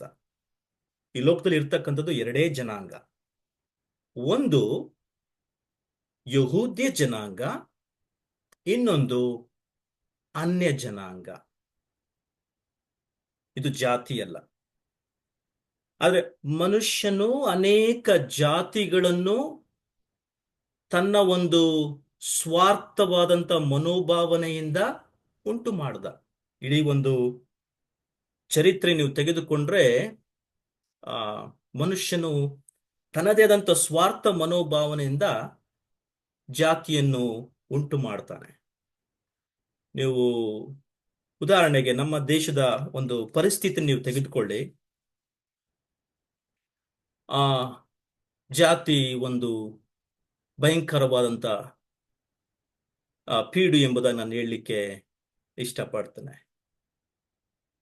ಇದರ ಮೂಲಕವಾಗಿ ಜನಗಳು ಜನಗಳ ಮಧ್ಯದಲ್ಲಿ, ಜಾತಿಯ ಒಂದು ಪೀಳಿಗೆಯಿಂದ ಜನಗಳ ಮಧ್ಯದಲ್ಲಿ ದ್ವೇಷ, ಅಸೂಹೆ, ಒಬ್ಬರನ್ನೊಬ್ಬರು ಕೀಳು ಮಟ್ಟದಲ್ಲಿ ನೋಡುವಂಥದ್ದು, ಅಥವಾ ನಾನೇ ಶ್ರೇಷ್ಠ ಜನಾಂಗ, ನಾವೇ ಶ್ರೇಷ್ಠ ಜನರು ಎಂಬುದಾಗಿ ಹೆಗ್ಗಳಿಕೆ ಮಾಡಿಕೊಳ್ಳುವಂಥದ್ದು, ಇದು ಮನುಷ್ಯನು ತನ್ನ ಸ್ವಾರ್ಥಕ್ಕೋಸ್ಕರವಾಗಿ ಉಂಟು ಮಾಡಿಕೊಂಡ. ಇನ್ನೊಂದು ಕಾರಣ ಯಾಕೆ ಜಾತಿಗಳು ನಮ್ಮ ಒಂದು ಚರಿತ್ರೆ ನಾವು ನೋಡುವಾಗ ಉಂಟಾಗಿದೆ ಎಂದು ನೋಡುವಾಗ, ಆರ್ಥಿಕ ಮಟ್ಟದಲ್ಲಿ ಸಾಮರ್ಥ್ಯವುಳ್ಳವರು ಆರ್ಥಿಕ ಹೀನತೆಯಲ್ಲಿರ್ತಕ್ಕಂಥವರನ್ನು ತುಳಿಯುವುದಕ್ಕೋಸ್ಕರವಾಗಿ ಉಂಟು ಮಾಡಿದಂತ ಒಂದು ಕಾರಣವಾಗಿರ್ಬೋದು. ನೀವು ಇದನ್ನ ಬಹಳ ಸ್ಪಷ್ಟವಾಗಿ ನಮ್ಮ ದೇಶದಲ್ಲೂ ಕೂಡ ನೋಡ್ಬೋದು. ಬ್ರಾಹ್ಮಣ ಸಮಾಜ, ಶೂದ್ರರ ಸಮಾಜ, ವೈಶ್ಯರ ಸಮಾಜ, ಅಥವಾ ಈ ರೀತಿಯಾಗಿ 4 ತರವಾದಂತಹ ಸಮಾಜಗಳನ್ನು ನಾವು ನೋಡ್ತೇವೆ. ಒಂದು ಸಮಾಜ ಇನ್ನೊಂದು ಸಮಾಜಕ್ಕಿಂತ ಮೇಲೆ ಎಂಬುದಾಗಿ ಬಿಂಬಿಸಿಕೊಳ್ಳುವಂತ ಒಂದು ಪ್ರಮೇಯ ಉಂಟಾಗಿದೆ, ಮತ್ತು ಒಂದು ಸಮಾಜ ಇನ್ನೊಂದು ಸಮಾಜಕ್ಕಿಂತ ಕೀಳು ಮಟ್ಟದಲ್ಲಿ ಇದೆ ಎಂಬುದಾಗಿ ಬಿಂಬಿಸಿಕೊಳ್ಳುವಂತ ಒಂದು ಸಂದರ್ಭ ಉಂಟಾಗಿದೆ.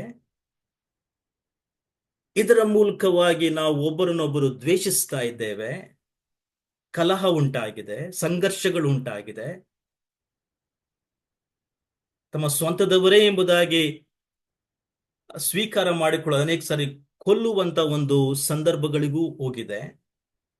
ಸೊ ಇದೆಲ್ಲವೂ ಜಾತಿಯಿಂದ ಉಂಟಾಗಿರ್ತಕ್ಕಂಥ ಒಂದು ದೊಡ್ಡ ಸಮಸ್ಯೆ ಎಂಬುದಾಗಿ ಒಂದು ಕಡೆ ನೋಡ್ತೇವೆ. ಇಲ್ಲಿ ಪೌಲ ಮಾತನಾಡುವಾಗ ನೀವು ಜನ್ಮದಿಂದ ಅನ್ಯ ಜನರಾಗಿದ್ದೀರಿ ಎಂಬುದಾಗಿ ಹೇಳುವಾಗ ಜಾತಿಯನ್ನು ಕುರಿತು ಮಾತನಾಡ್ತಾ ಇಲ್ಲ. ಬೈಬಲ್ ಯಾವತ್ತೂ ಜಾತಿಯನ್ನು ಬಿಂಬಿಸುವುದಿಲ್ಲ, ಆದರೆ 2 ಜನಾಂಗವನ್ನು ಕುರಿತು ಪೌಲ ಇಲ್ಲಿ ಮಾತನಾಡ್ತಾ ಇದ್ದಾನೆ. ಅದು ನೀವು ಪ್ರಶ್ನೆ ಮಾಡ್ಬೋದು, ಯಾಕೆ ದೇವರು ಇಸ್ರಾಯೇಲ್ ಎಂಬತಕ್ಕಂಥ ಜನಾಂಗವನ್ನೇ ಉಂಟು ಮಾಡ್ದ? ಅನ್ಯ ಜನಗಳಿಗೆ ಯಾಕೆ ದೇವರು ಹಳೆ ಒಡಂಬಡಿಕೆಯಲ್ಲಿ ಅಷ್ಟು ಪ್ರಾಮುಖ್ಯತೆ ಕೊಡುವುದನ್ನು ನಾವು ನೋಡುವುದಿಲ್ಲ ಎಂಬುದಾಗಿ ನೀವು ಅಂದುಕೊಳ್ಬಹುದು. ಅದು ಅದು ಅದು ನಿಜವಲ್ಲ. ನಿಜವಾಗಿ ದೇವರ ಉದ್ದೇಶ ಒಂದೇ ಆಗಿತ್ತು. ಅಬ್ರಹಾಮನನ್ನು ಆರಿಸಿಕೊಳ್ಳುವಾಗ, ನಾನು ನಿನ್ನನ್ನು ಆಶೀರ್ವದಿಸುತ್ತೇನೆ, ನಿನ್ನನ್ನು ದೊಡ್ಡ ಜನಾಂಗವನ್ನಾಗಿ ಮಾಡ್ತೇನೆ. ಮತ್ತೆ ದೇವರಲ್ಲಿ ಹೇಳ್ದ, 3ನೇದಾಗಿ ನೀವು ಗಮನಿಸಿ, ನಿನ್ನ ಮೂಲಕವಾಗಿ ಲೋಕದ ಎಲ್ಲಾ ಕುಟುಂಬಗಳನ್ನು ಆಶೀರ್ವಾದ ಮಾಡುತ್ತೇನೆ. ದೇವರ ಒಂದು ಪ್ರಣಾಳಿಕೆಯಲ್ಲಿ ಅದು ಸ್ಪಷ್ಟವಾಗಿದೆ. ಆದ್ರೆ ಇಸ್ರಾಯೇಲರು ಅದನ್ನ ಅರ್ಥ ಮಾಡಿಕೊಳ್ಳಲಿಲ್ಲ. ಇಸ್ರಾಯೇಲರು ಒಂದು ದೇಶವಾಗಿ ಅವರು ಸ್ಥಾಪಿಸಲ್ಪಟ್ಟಾಗ, ಅಂದ್ರೆ 70 ಮಂದಿ ಐಗುಪ್ತ ದೇಶಕ್ಕೆ ಹೋಗ್ತಾರೆ. ಅಲ್ಲಿ ಸುಮಾರು 400 ವರ್ಷಗಳ ಕಾಲ ಅಲ್ಲಿ ಇದ್ದ ಕಾರಣ ದೊಡ್ಡ ಜನಾಂಗವಾಗಿ ಅವರು ಬೆಳೀತಾರೆ. ಮತ್ತೆ ಯೋಸೇಫನ ದಿನಮಾನಗಳು ಮುಗಿದು ಹೋದ ಮೇಲೆ ನಾವು ಗಮನಿಸ್ತೇವೆ, ಅಲ್ಲಿ ಇಸ್ರಾಯೇಲರು ಒಂದು ದೊಡ್ಡ ಜನಾಂಗವಾಗುತ್ತೆ. ಮೋಶೆಯ ಒಂದು ಕಾಲ ಬರುತ್ತೆ, ಅವಾಗ ಅವರಿಗೆ ಬಿಡುಗಡೆ ಕೂಡ ಉಂಟಾಗುತ್ತೆ. ಇದನ್ನೆಲ್ಲ ನಾವು ವಿಮೋಚನ ಕಾಂಡದಲ್ಲಿ ಚೆನ್ನಾಗಿ ನಾವು ಗಮನಿಸ್ತೇವೆ.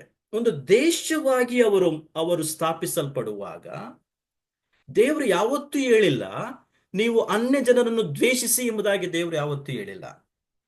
ದೇವರ ಉದ್ದೇಶ ಏನಾಗಿತ್ತಂದ್ರೆ, ನಿಮ್ಮ ಮೂಲಕ ಅನ್ಯ ಜನಗಳು ಕೂಡ ರಕ್ಷಣೆ ಮಾರ್ಗಕ್ಕೆ ಬರಬೇಕು, ಯೆಹೋವ ದೇವರೇ ನಿಜವಾದ ದೇವರು ಎಂಬುದಾಗಿ ತಿಳ್ಕೊಳ್ಬೇಕೆಂಬುದಾಗಿ ದೇವರ ಉದ್ದೇಶ ಆಗಿತ್ತು. ಆದರೆ ಇಸ್ರಾಯೇಲರು ಅದನ್ನು ಸರಿಯಾಗಿ ಪಾಲಿಸಲಿಲ್ಲ.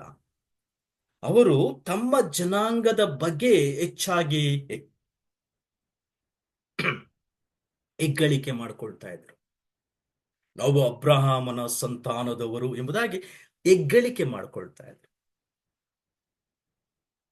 ಸೊ ಅವರು ದೇವರ ಒಂದು ಉದ್ದೇಶವನ್ನು ನೆರವೇರಿಸದೆ ಹೋದ ಕಾರಣ ದೇವರು ತನ್ನ ಪ್ರಣಾಳಿಕೆಯಲ್ಲಿ ತನ್ನ ಮಗನನ್ನು ಈ ಲೋಕಕ್ಕೆ ಯಾಕೆ ಕಳಿಸ್ಕೊಡ್ತಾನೆ ಅಂದ್ರೆ, ಈಗ ಈ ರಕ್ಷಣೆ ಈ ರಕ್ಷಣೆಯನ್ನು ಯಹೂದ್ಯರು ಅರ್ಥ ಮಾಡಿಕೊಳ್ಳದೆ ಹೋದ ಕಾರಣ, ಈ ರಕ್ಷಣೆಯನ್ನು ಯೇಸು ಕ್ರಿಸ್ತನ ಮೂಲಕವಾಗಿ ಯಹೂದ್ಯರು ಸ್ವೀಕರಿಸದೆ ಹೋದ ಕಾರಣ, ಅದು ಈಗ ಎಲ್ಲಾ ಜನಾಂಗದವರಿಗೆ ಅಥವಾ ಈ ಎಲ್ಲಾ ಅನ್ಯ ಜನರಿಗೆ ಅದು ಇವಾಗ ಅವಕಾಶವಾಗುತ್ತೆ ಎಂಬುದಾಗಿ.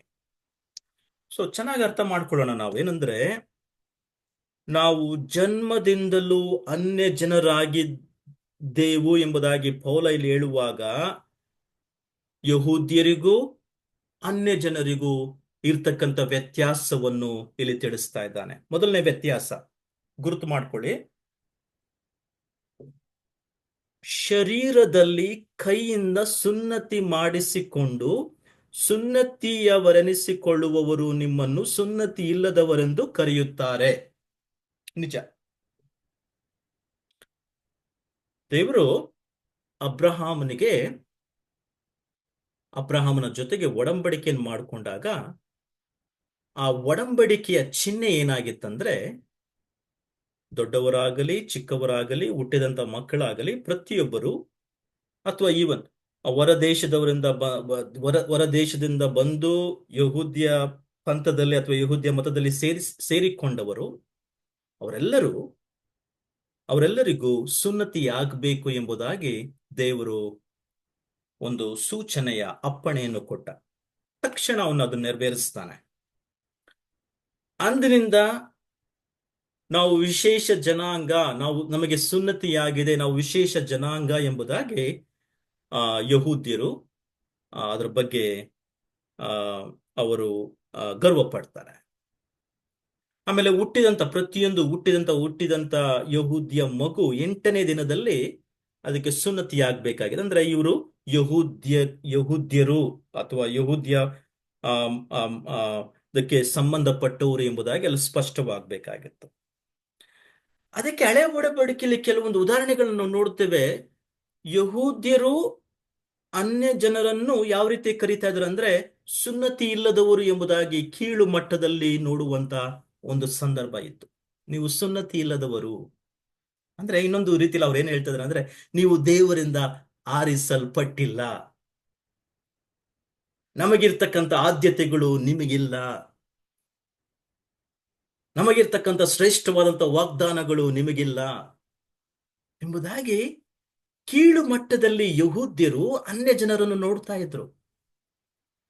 ಆದ್ರೆ ಹಳೆ ಒಡಂಬಡಿಕೆಯಲ್ಲಿ ನಮಗೆ ಬಹಳ ಸ್ಪಷ್ಟವಾಗಿದೆ, ದೇವರು ಯಾವತ್ತೂ ಯಹೂದ್ಯರಿಗೆ ಹೇಳಲಿಲ್ಲ ನೀವು ಅನ್ಯ ಜನರನ್ನು ಕೀಳು ಮಟ್ಟದಲ್ಲಿ ನೋಡ್ರಿ ಎಂಬುದಾಗಿ, ಅವರನ್ನು ಪ್ರೀತಿ ಮಾಡ್ರಿ ಎಂಬುದಾಗಿ ದೇವರು ಹೇಳಿದ್ದ. ಅವರು ನನ್ನನ್ನು ಒಪ್ಪಿಕೊಳ್ಳುವುದಾದರೆ ನಿಮ್ಮ ಸಮುದಾಯದಲ್ಲಿ ಅವರನ್ನು ಸೇರಿಸಿಕೊಳ್ಳ್ರಿ ಎಂಬುದಾಗಿ ದೇವರು ಹೇಳಿದ್ದ. ಆದರೆ ಇವರು ಅವರನ್ನು ದ್ವೇಷಿಸ್ತಾ ಇದ್ರು. ಯಾಕೆಂದ್ರೆ ನೀವು ಸುನ್ನತಿ ಇಲ್ಲದವರು ಎಂಬುದಾಗಿ ಅವರನ್ನು ಕರೀತಾ ಇದ್ರು. ಈ ಲೋಕದಲ್ಲಿ 2 ತರವಾದಂತ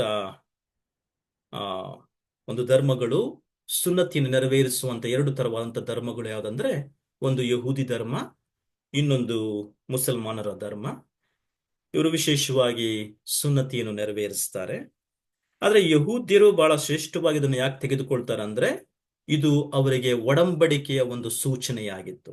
ದೇವರು ಅಬ್ರಹಾಮನಿಗೆ ಕೊಟ್ಟಂತ ಒಡಂಬಡಿಕೆಯನ್ನು ನೆರವೇರಿಸುವುದಕ್ಕೋಸ್ಕರವಾಗಿ ಸುನ್ನತಿ, ಪ್ರತಿ ಹುಟ್ಟಿದಂತ ಯಹೂದಿ ಮಗು 8ನೇ ದಿನದಲ್ಲಿ ಅದನ್ನು ನೆರವೇರಿಸಬೇಕಾಗಿತ್ತು. ಸೊ ಇದನ್ನು ಅವರು ಬಹಳ ಗರ್ವವಾದಂತ ವಿಷಯ ಎಂಬುದಾಗಿ ತೆಗೆದುಕೊಂಡು ಅದರ ಬಗ್ಗೆ ಹೆಚ್ಚಳ ಪಡ್ತಾ ಇದ್ರು. ಮೊದಲನೇದಾಗಿ 12ನೇ ವಚನ ಗಮನಿಸಿ. ಪೌಲ ಹೇಳ್ತಾನೆ, ಹೇಗೆ ನೀವು ಅನ್ಯರಾಗಿದ್ದೀರಿ ಎಂಬುದಾಗಿ. 2ನೇದಾಗಿ, ನೀವು ಪೂರ್ವ ಕಾಲದಲ್ಲಿ ಕ್ರಿಸ್ತನನ್ನು ಸೇರದವರು, ಅಥವಾ ಸರಿಯಾದಂತ ತರ್ಜುಮೆ ಏನಂದ್ರೆ ಕ್ರಿಸ್ತನಿಲ್ಲದವರು. ಕ್ರಿಸ್ತನು ಎಂಬ ಪದ ಪೌಲ ಇಲ್ಲಿ ಯಾಕೆ ಉಪಯೋಗ ಮಾಡ್ತಾನಂದ್ರೆ, ಮೆಸ್ಸಿಯನು, ಕ್ರಿಸ್ತನು ಎಂದ್ರೆ ಮೆಸ್ಸಿಯನು ಕೇವಲ ಯಹೂದ್ಯರಿಗೆ ವಾಗ್ದಾನ ರೂಪವಾಗಿ ಕೊಡಲ್ಪಟ್ಟಿದ್ದ, ಯಹೂದ್ಯರ ಮೂಲಕವಾಗಿಯೇ ಮೆಸ್ಸಿಯನು ಈ ಲೋಕಕ್ಕೆ ಬಂದ ಎಂಬುದನ್ನು ಪೌಲ ಇಲ್ಲಿ ಮತ್ತೆ ಸ್ಪಷ್ಟಪಡಿಸ್ತಾನೆ. ಅದು ನಿಜ. ಇಡೀ ಹಳೆ ಒಡಂಬಡಿಕೆ ನೀವು ಅಧ್ಯಯನ ಮಾಡಿದ್ರೆ ಒಂದು ನಿಮಗೆ ಸ್ಪಷ್ಟವಾಗುತ್ತೆ, ಪ್ರತಿಯೊಂದು 39 ಪುಸ್ತಕಗಳಲ್ಲಿ, ಪ್ರತಿಯೊಂದು ಪುಸ್ತಕಗಳಲ್ಲಿ ಮೆಸ್ಸಿಯನು ಬರುತ್ತಾನೆ. ಮೆಸ್ಸಿಯನ ಆಗಮನ, ಮೆಸ್ಸಿಯನ ಆಗಮನದಲ್ಲಿ ನಡೆಯುವಂತ ಸಂಗತಿಗಳು ಏನೆಂಬುದನ್ನು ಪ್ರತಿಯೊಂದು ಪುಸ್ತಕ ಎತ್ತಿ ಎತ್ತಿ ತೋರಿಸ್ತಾ ಇದೆ. ಅದ್ ನಿಜ. ಪೌಲೈಲ್ ಹೇಳ್ತಾನೆ, ಪೂರ್ವ ಕಾಲದಲ್ಲಿ ಈ ಮೆಸ್ಸಿಯನು ನಿಮಗೆ ಇರಲಿಲ್ಲ. ಈ ವಾಗ್ದಾನ ಸಹಿತವಾಗಿ ಕೊಡಲ್ಪಟ್ಟಂತ ಮೆಸ್ಸಿಯನನ್ನು ನೀವು ಪಡ್ಕೊಂಡಿಲ್ಲ. ಆದ್ರೆ ಈಗ ಈ ಸುವಾರ್ತೆಯ ಮೂಲಕವಾಗಿ, ಯೇಸು ಕ್ರಿಸ್ತನ ಅಂಗೀಕಾರ ಮಾಡಿಕೊಳ್ಳುವ ಮೂಲಕವಾಗಿ ಮೆಸ್ಸಿಯನು ಕೂಡ ನಿಮಗೆ ಆ ಆ, ಕೊಡಲ್ಪಟ್ಟಿದ್ದಾನೆ. ಅದನ್ನ ನಾನು ತದನಂತರ ಅದರ ವಿಷಯವಾಗಿ ಹೇಳ್ತೇನೆ. ಮೂರನೇ ವಿಷಯಕ್ಕೆ ಬನ್ನಿ. ನಾವು ಸುನ್ನತಿ ಇಲ್ಲದವರು, ಎರಡದಾಗಿ ಕ್ರಿಸ್ತನಿಲ್ಲದವರು, ಅಂದ್ರೆ ಮೆಸ್ಸಿಯನು ಇಲ್ಲದವರು. ಮೂರನೇದಾಗಿ ಇಸ್ರಾಯೇಲ್ ಹಕ್ಕಿನಲ್ಲಿ ಪಾಲಿಲ್ಲದವರು.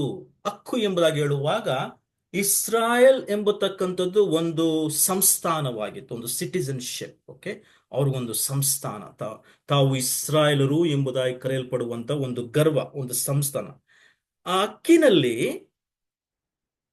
ಪಾಲಿಲ್ಲದವರು ಎಂಬುದಾಗಿ ಪೌಲ ಇಲ್ಲಿ ನಾವು ತಿಳಿಸ್ತಾ ಇದ್ದಾನೆ. ಅಂದ್ರೆ ನಾವು ನಾವು ಯಾವುದಕ್ಕೂ ಪರಿಗಣಿಸಲ್ಪಟ್ಟಿರಲಿಲ್ಲ.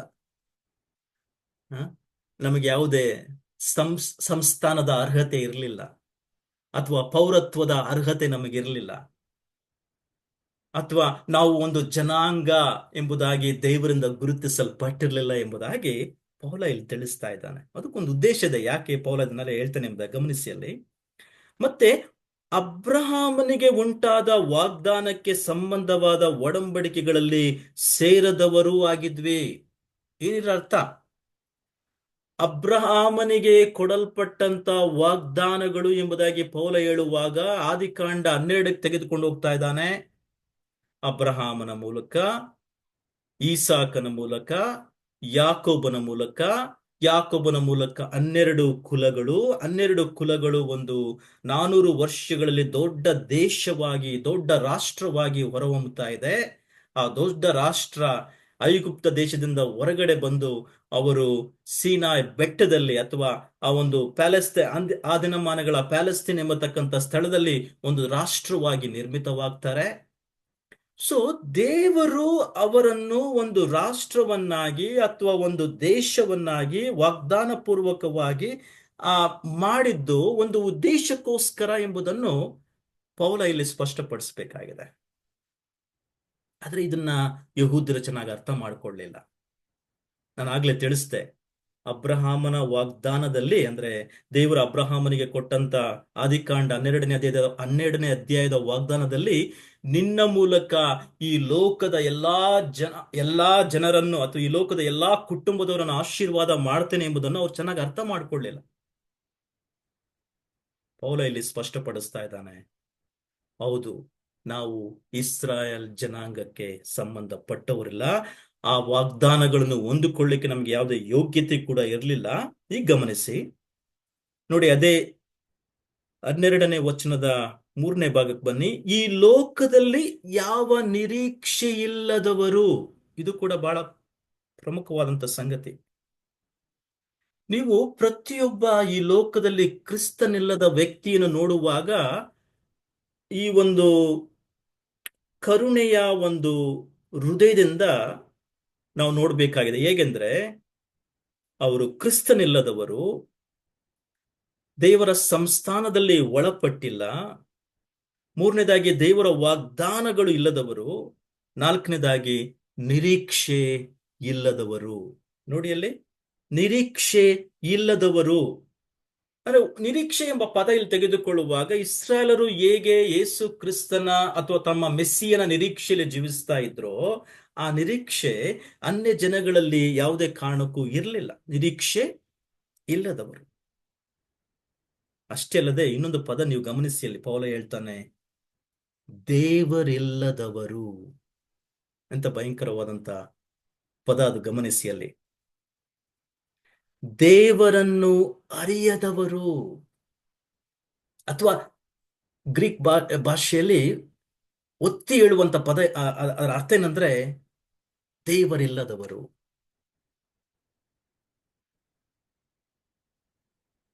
ಅನ್ಯ ದೇಶದವರು ಅಥವಾ ಅನ್ಯ ಜನಗಳು ತಮ್ಮದೇ ಆದಂತ ದೇವತೆಗಳನ್ನು ಅವರು ಮಾಡ್ಕೊಂಡಿದ್ದಾರೆ, ಹಿಂಬಾಲಿಸ್ತಾ ಇದ್ದಾರೆ, ಪೂಜಿಸ್ತಾ ಇದ್ದಾರೆ ಅಥವಾ ಆರಾಧಿಸ್ತಾರೆ.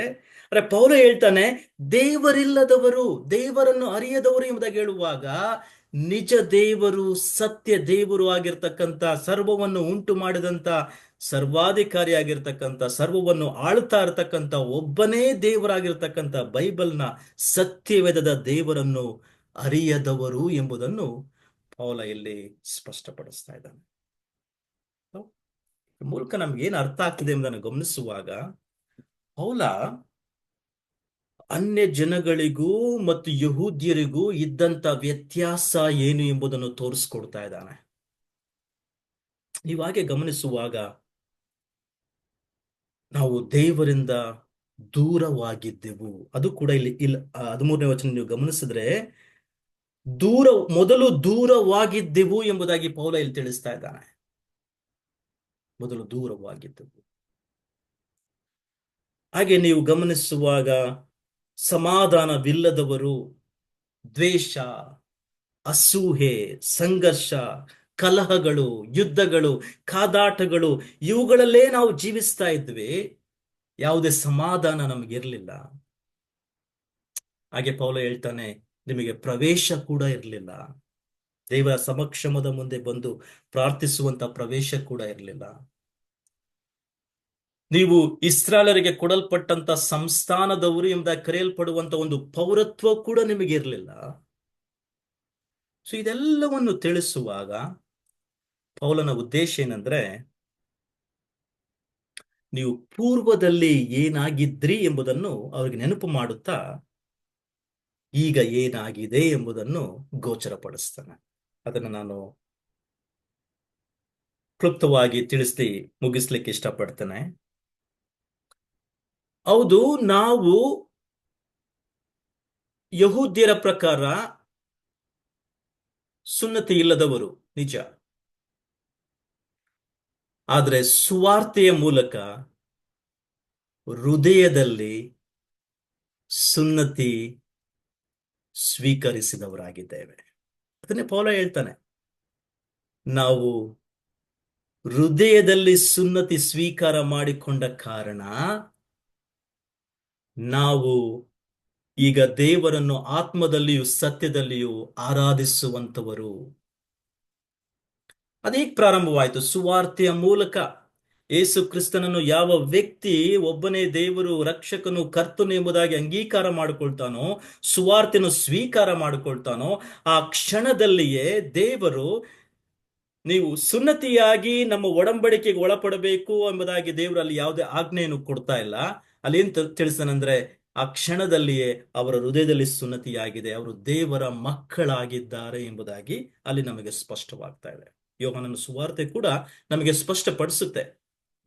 ಅಲ್ಲಿ ಹೇಳುತ್ತೆ, ಯೋಹಾನನ ಸುವಾರ್ತೆ 1ನೇ ಅಧ್ಯಾಯದಲ್ಲಿ ನೀವು ಗಮನಿಸಿದ್ರೆ, ಅಲ್ಲಿ ಯೋಹಾನನೇ ಹೇಳ್ತಾನೆ, ಇಗೋ ಇವರು ರಕ್ತ ಸಂಬಂಧದಿಂದಾಗಲಿ ಅಥವಾ ಕಾಮದಿಂದಾಗಲಿ ಹುಟ್ಟಿದವರಲ್ಲ, ಇವರು ದೇವರಿಂದಲೇ ಹುಟ್ಟಿದವರು. ದೇವರಿಂದ ಹುಟ್ಟಿದವರು ಯಾರು? ಯಾರ್ಯಾರು ಆತನನ್ನು ಅಂಗೀಕರಿಸಿದರೋ, ಅಂದ್ರೆ ಯೇಸು ಕ್ರಿಸ್ತನೇ ಸತ್ಯ ದೇವರು, ನಿತ್ಯ ಜೀವ ಎಂಬುದಾಗಿ ಸ್ವೀಕಾರ ಮಾಡಿಕೊಂಡಿದ್ದಾರೋ ಅವರು ದೇವರಿಂದ ಹುಟ್ಟಿದವರು. ಈ ಲೋಕ ಕೊಡುವಂತ ಒಂದು ಮೌಲ್ಯತೆ ಅವರಿಗೆ ಬೇಕಾಗಿಲ್ಲ. ಹಳೆ ಒಡಂಬಡಿಕೆಯಲ್ಲಿ ಯಹೂದ್ಯರಿಗೆ ಮೌಲ್ಯತೆ ಅವರಿಗೆ ಸುನ್ನತಿಯಾಗಿತ್ತು.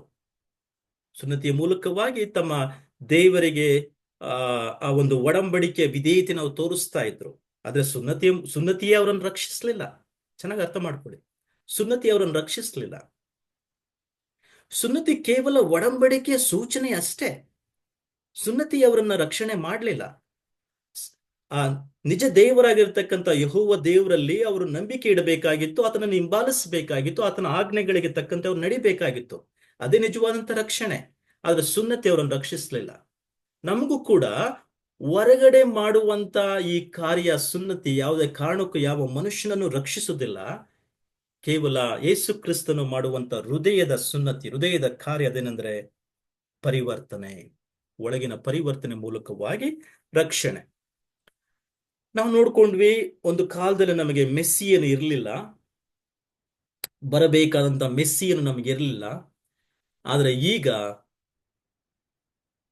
ಮೆಸ್ಸಿಯನನ್ನು ನಾವು ಹೊಂದಿಕೊಂಡಿದ್ದೇವೆ. ಮೆಸ್ಸಿಯನನ್ನು ನಾವು ಹೊಂದಿಕೊಂಡಿದ್ದೇವೆ. ಆ ಆಶೀರ್ವಾದ ನಮಗೆ ಕೊಡಲ್ಪಟ್ಟಿದೆ. ಒಂದು ಕಾಲದಲ್ಲಿ ನಾವು ಇಸ್ರಾಯೇಲರಂತೆ ಹೆಚ್ಚಳ ಪಡುವುದಕ್ಕೆ, ನಾವು ಇಸ್ರಾಯೇಲ್ಸ್ ಸಂಸ್ಥಾನದವರು ಅಥವಾ ಆ ಪೌರತ್ವದಲ್ಲಿ ಅವರು ಹೆಚ್ಚಳ ಪಡಲಿಕ್ಕೆ ನಮಗೆ ಯಾವುದೇ ಅವಕಾಶ ಇರಲಿಲ್ಲ. ಆದ್ರೆ ಕ್ರಿಸ್ತನನ್ನು ನಂಬಿಕೊಂಡ ಕಾರಣ ನಮಗೆ ನಾವು ಪರಲೋಕ ಸಂಸ್ಥಾನದವರು ಎಂಬುದಾಗಿ ಕರೆಯಲ್ಪಡುವಂತ ಒಂದು ಒಂದು ಗರ್ವದ ಸಂಗತಿ ನಮಗೆ ಕೊಡಲ್ಪಟ್ಟಿದೆ. ನಾವು ಪರಲೋಕ ಸಂಸ್ಥಾನದವರು. ನಂಬಿಕೆ ಇಟ್ಟ ಕಾರಣ ನಾವು ಪರಲೋಕ ಸಂಸ್ಥಾನದವರಾಗಿದೆ. ನಾಲ್ಕನೇದಾಗಿ, ಹೌದು, ಅಬ್ರಹಾಮನಿಗೆ ಕೊಡಲ್ಪಟ್ಟಂತ ವಾಗ್ದಾನಗಳಲ್ಲಿ ನಮಗೆ ಯಾವುದೇ ಒಂದು ಆ ಆ, ಅವಕಾಶ ಇರಲಿಲ್ಲ.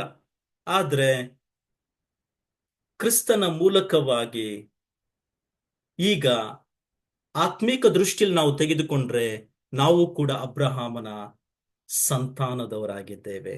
ಅಂದ್ರೆ ದೈಹಿಕ ದೃಷ್ಟಿಯಲ್ಲ.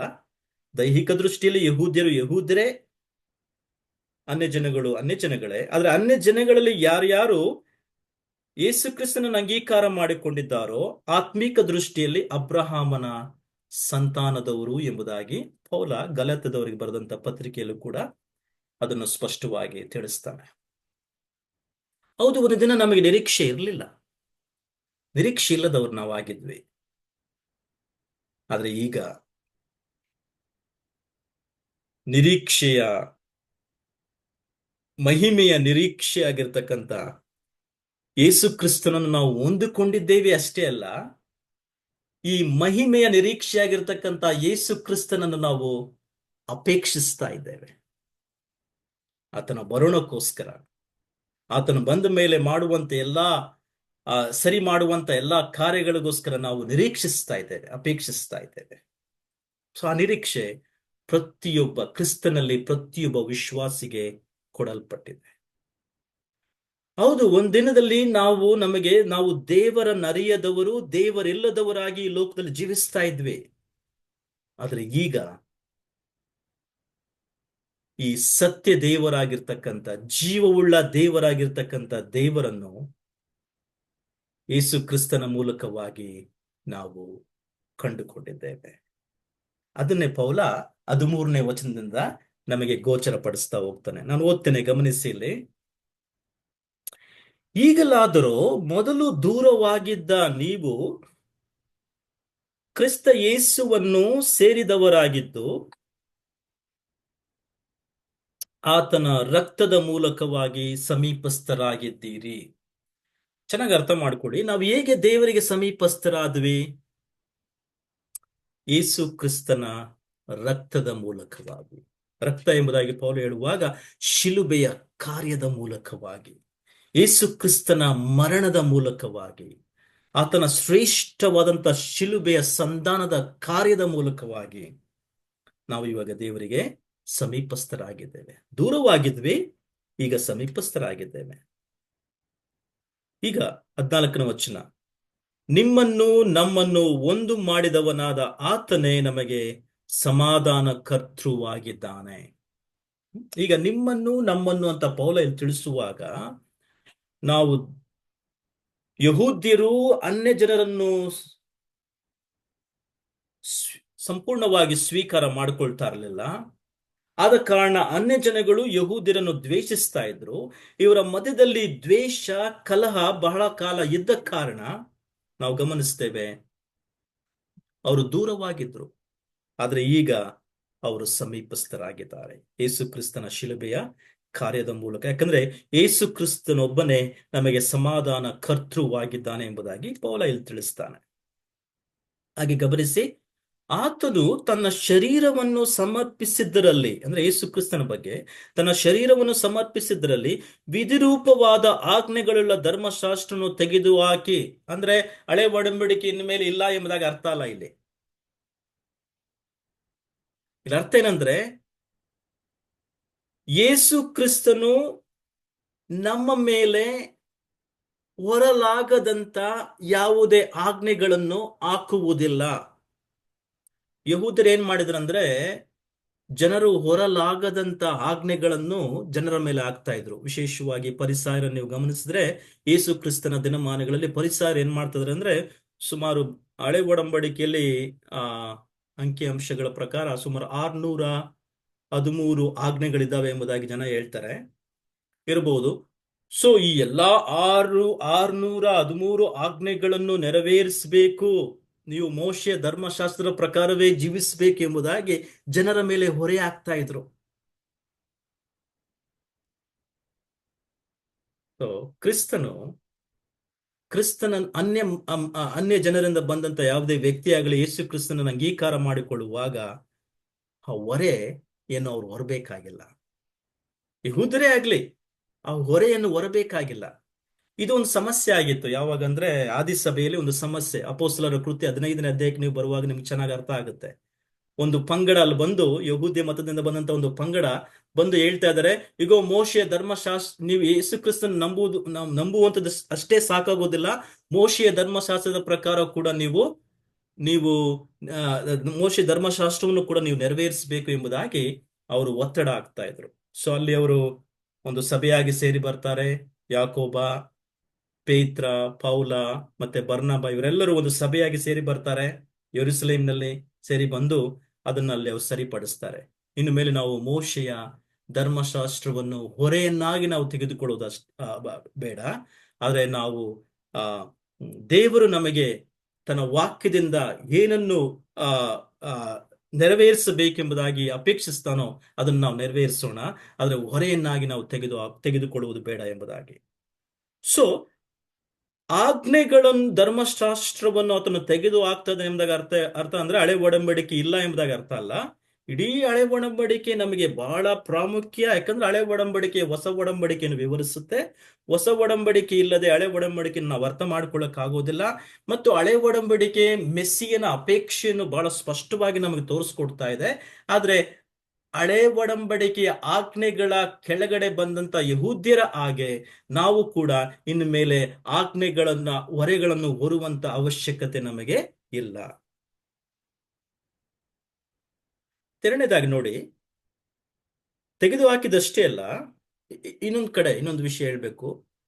ಯೇಸು ಕ್ರಿಸ್ತನು ಸಹ ಮತ್ತೊಂದು ಸುವಾರ್ತೆ 5ನೇ ಅಧ್ಯಾಯದಲ್ಲಿ ಹೇಳ್ತಾರೆ, ನಾನು ಧರ್ಮಶಾಸ್ತ್ರವನ್ನು ಕೆಡವಿ ಹಾಕ್ಲಿಕ್ಕೆ ಬಂದೆನು ಎಂಬುದಾಗಿ ನೀವು ತಿಳ್ಕೊಳ್ಬೇಡಿ, ಧರ್ಮಶಾಸ್ತ್ರವನ್ನು ನೆರವೇರಿಸುವುದಕ್ಕೋಸ್ಕರವಾಗಿ ಬಂದೆನು ಎಂಬುದಾಗಿ. ಸೊ ಆತ ಎಲ್ಲವನ್ನು ನೆರವೇರಿಸಲಿಕ್ಕೆ ಬಂದ. ಆದ್ರೆ ನಮ್ಮ ಮೇಲೆ ಯಾವುದೇ ಹೊರೆ ಆಗ್ತಾ ಇಲ್ಲ. ಎಲ್ಲ ಆಜ್ಞಾ ವಿಧಿಗಳನ್ನು ನೀವು ನೆರವೇರಿಸಬೇಕು, ಇದ್ರ ಮೂಲಕವೇ ನಿಮಗೆ ರಕ್ಷಣೆ ಎಂಬುದಾಗಿ ದೇವರು ಹೊರೆ ಆಗ್ತಾ ಇಲ್ಲ. ಇದನ್ನ ಚೆನ್ನಾಗಿ ಅರ್ಥ ಮಾಡ್ಕೊಂಡ್ಬಿಟ್ರೆ ಆ ಯೇಸು ಕ್ರಿಸ್ತನ ಶಿಲುಬೆಯ ಕಾರ್ಯ ಎಷ್ಟು ಮಹತ್ತಾಗಿದೆ ಎಂಬುದಾಗಿ ನಮಗೆ ಸ್ಪಷ್ಟವಾಗುತ್ತೆ. ಮತ್ತೆ ಎರಡನೇದಾಗಿ, ಇದ್ದ ದ್ವೇಷವನ್ನು ಮುಗಿಸ್ತಾ ಇದ್ದಾನೆ. ಇಷ್ಟು ದಿನ ದ್ವೇಷ ಇತ್ತು. 2 ಜನಾಂಗಗಳ ಮಧ್ಯದಲ್ಲಿ ದ್ವೇಷ, ಕಲಹ, ರಕ್ತಪಾತ ಇನ್ನೂ ಇದೆ. ಈ ದಿನಮಾನಗಳಲ್ಲಿ ಇಸ್ರಾಯೇಲ್ ಪ್ಯಾಲೆಸ್ತೀನ್ ನೀವು ಗಮನಿಸುವಾಗ ಅದು ನಿಜವಾಗಿ ಪರಿವರ್ತನೆ ಯಾವಾಗ ಉಂಟಾಗುತ್ತಂದ್ರೆ, ಸುವಾರ್ತೆಯನ್ನು ಯಾವ ವ್ಯಕ್ತಿ ಸ್ವೀಕಾರ ಮಾಡ್ಕೊಳ್ತಾನೋ ಅಲ್ಲೇ ಪರಿವರ್ತನೆ. ಅದು ಯಾಕಂದ್ರೆ ಯೇಸು ಕ್ರಿಸ್ತನು ಇದನ್ನು ಮಾಡಿ ಮುಗಿಸಿದ್ದಾನೆ. ದ್ವೇಷವನ್ನು ಮುಗಿಸಿ ತೆಗೆದುಹಾಕಿ, ಮತ್ತೆ ಗಮನಿಸಿಲ್ಲಿ ನಮ್ಮನ್ನು ಅಗಲಿಸಿದ ಅಡ್ಡಗೋಡೆಯನ್ನು ಕೂಡ ಕೆಡವಿ ಹಾಕಿದ್ದಾನೆ. ಏನಿದು ಅಡ್ಡಗೋಡೆ? ಹಳೆ ಒಡಂಬಡಿಕೆ ಪ್ರಕಾರ ದೇವದರ್ಶನ ಗುಡಾರ ಆಗ್ಲಿ ಅಥವಾ ದೇವದರ್ಶನದ ಗುಡಾರ ಆದ್ಮೇಲೆ ದೇವಾಲಯದ ಒಂದು ಸಮಯ ಬರುತ್ತೆ. ದೇವಾಲಯ ಕಟ್ಟಲ್ಪಟ್ಟಾಗ ಅನ್ಯ ಮತಸ್ಥದಿಂದ ಬಂದಂತ ಯಾರೇ ಆಗ್ಲಿ, ಯೆಹೋವ ದೇವರನ್ನು ಸ್ವೀಕಾರ ಮಾಡಿಕೊಂಡಂತವರು ಮತ್ತೆ ಸುನ್ನತಿಯನ್ನು ನೆರವೇರಿಸಿದಂಥವರು, ಅವ್ರಿಗೆ ನಾನು ಆಗ್ಲೇ ಹೇಳಿದ ಹಾಗೆ ಅವ್ರಿಗೊಂದು ಪ್ರವೇಶ ಇರಲಿಲ್ಲ ದೇವರ ದೇವಾಲಯದಲ್ಲಿ. ದೇವಾಲಯದ ಒಳಗಡೆ ಹೋಗ್ಲಿಕ್ಕೆ ಅವ್ರಿಗೆ ಪ್ರವೇಶ ಇರಲಿಲ್ಲ. ಇನ್ನೂ ಆ ದ್ವೇಷ ಇತ್ತು. ಯಾಕಂದ್ರೆ ಒಂದು ಅಡ್ಡ ಗೋಡೆ ದೇವರಿಗೂ ಅಥವಾ ಯಹೂದ್ಯರಿಗೂ ಮತ್ತು ಅನ್ಯ ಜನಗಳ ಮಧ್ಯದಲ್ಲಿ ಒಂದು ಅಡ್ಡಗೋಡೆ ಇತ್ತು. ನಾನಾಗ್ಲೇ ತಿಳಿಸ್ದೆ, ಆ ಅಡ್ಡಗೋಡೆಯನ್ನು ದೇವರು ಕೆಡವಿ ಹಾಕಿದ್ದಾನೆ. ಯೇಸು ಕ್ರಿಸ್ತನು ತನ್ನ ಶಿಲುಬೆಯ ಕಾರ್ಯದ ಮೂಲಕವಾಗಿ ಆತನು ತೀರಿತು ಎಂಬುದಾಗಿ ಹೇಳಿದ ತಕ್ಷಣ ಅಲ್ಲಿ ಏನ್ ನಡೀತಾ ಇದೆ? ಆ ದೇವಾಲಯದ ಒಳಗಡೆ ಇದ್ದಂತ ಆ ಒಂದು ಪರದೆ ಮೇಲಿನಿಂದ ಕೆಳಗಣವರೆಗೂ ಹರಿದು ಹೋಗುತ್ತೆ. ಇನ್ನು ಮೇಲೆ ದೇವರ ಸಮಕ್ಷಣಕ್ಕೆ ಹೋಗ್ಲಿಕ್ಕೆ, ದೇವರ ಪ್ರಸನ್ನತೆಗೆ ಹೋಗ್ಲಿಕ್ಕೆ ಎಲ್ಲರಿಗೂ ಪ್ರವೇಶವಿದೆ ಎಂಬುದಾಗಿ ಅಡ್ಡಗೋಡೆಯನ್ನು ದೇವರು ತೆಗೆದು ಹಾಕಿದ್ದಾನೆ. ಇಲ್ಲಿ ಚೆನ್ನಾಗಿ ಅರ್ಥ ಮಾಡ್ಕೊಳ್ಳಿ. ದೇವರು ಅಡ್ಡಗೋಡೆಯನ್ನು ತೆಗೆದು ಹಾಕಿದ್ಮೇಲೆ ಆ ಅಡ್ಡಗೋಡೆಯನ್ನು ಮತ್ತೆ ನಿರ್ಮಿಸಲಿಕ್ಕೆ ಯಾವ ವ್ಯಕ್ತಿಯು ಪ್ರಯತ್ನ ಮಾಡಬಾರದು. ಆದ್ರೆ ಸಭಾ ಚರಿತ್ರೆ ನೀವು ನೋಡುವಾಗ ಒಂದು ವಿಷಾದಕರವಾದಂತ ಸಂಗತಿ ಏನಂದ್ರೆ, ಸಭಾ ಚರಿತ್ರೆಯಲ್ಲಿ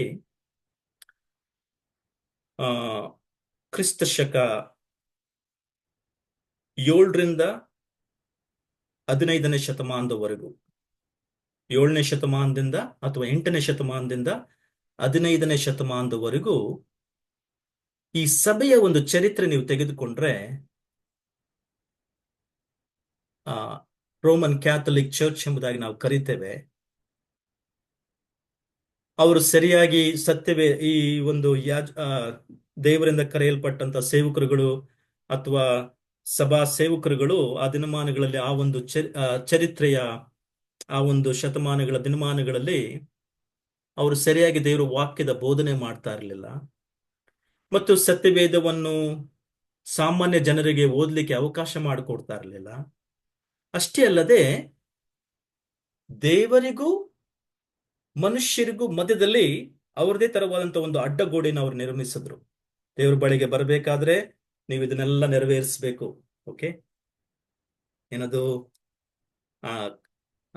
ಯಾರಿಗೆ ಪ್ರೀಸ್ಟ್ಗೆ ನೀವು ಇಷ್ಟು ಹಣ ಕೊಡಬೇಕು, ಅಥವಾ ನಿಮ್ಮ ಪಾಪಗಳನ್ನು ಒಪ್ಪಿಕೊಳ್ಬೇಕು, ಅಥವಾ ಈ ತರವಾದಂತ ಎಲ್ಲಾ ಕಾರ್ಯಗಳನ್ನು ಸತ್ತು ಹೋದಂತ ಜನರಿಗೂ ಪರವಾಗಿ ನೀವು ಪ್ರಾರ್ಥನೆ ಮಾಡ್ಬೇಕಾದ್ರೆ ಅವರ ಅವರ ಒಂದು ಏನಂತೀವಿ, ಅವರ ಆತ್ಮಗಳು ದೇವರ ಬಳಿಗೆ ಹೋಗ್ಬೇಕಾದ್ರೆ ನೀವು ಅವ್ರಿಗೋಸ್ಕರ ಇಷ್ಟು ಹಣ ಕೊಡಬೇಕು. ಈ ರೀತಿಯಾಗಿ ಅನೇಕ ತರವಾದಂತ ತಪ್ಪು ಬೋಧನೆಗಳನ್ನು ಅವರು ಅಲ್ಲಿ ಉಂಟು ಹಾಕಿ ದೇವರಿಗೂ ಮನುಷ್ಯರಿಗೂ ಮಧ್ಯದಲ್ಲಿ ಒಂದು ಅಡ್ಡಗೋಡೆಯನ್ನು ಅಲ್ಲಿ ನಿರ್ಮಿಸಿದ್ರು. ಆದ ಕಾರಣ 15ನೇ ಶತಮಾನದಲ್ಲಿ ನಮಗೆ ಒಂದು ದೊಡ್ಡ ಒಂದು ಬದಲಾವಣೆ ಬಹಳ ಅಗತ್ಯವಾಗಿತ್ತು. ಅದಕ್ಕೋಸ್ಕರ ದೇವರು ದೊಡ್ಡ ವ್ಯಕ್ತಿಗಳನ್ನ ಎಬ್ಬಿಸ್ತಾನೆ. ಮಾರ್ಟಿನ್ ಲೂಥರ್ ಆಗ್ಲಿ, ಈ ರೀತಿಯಾಗಿ ದೊಡ್ಡ ದೊಡ್ಡ ವ್ಯಕ್ತಿಗಳು ಅವರು ಸತ್ಯವೇದವನ್ನು ಅಧ್ಯಯನ ಮಾಡ್ತಾರೆ, ಸತ್ಯ ಏನಂತ ತಿಳ್ಕೊಳ್ತಾರೆ.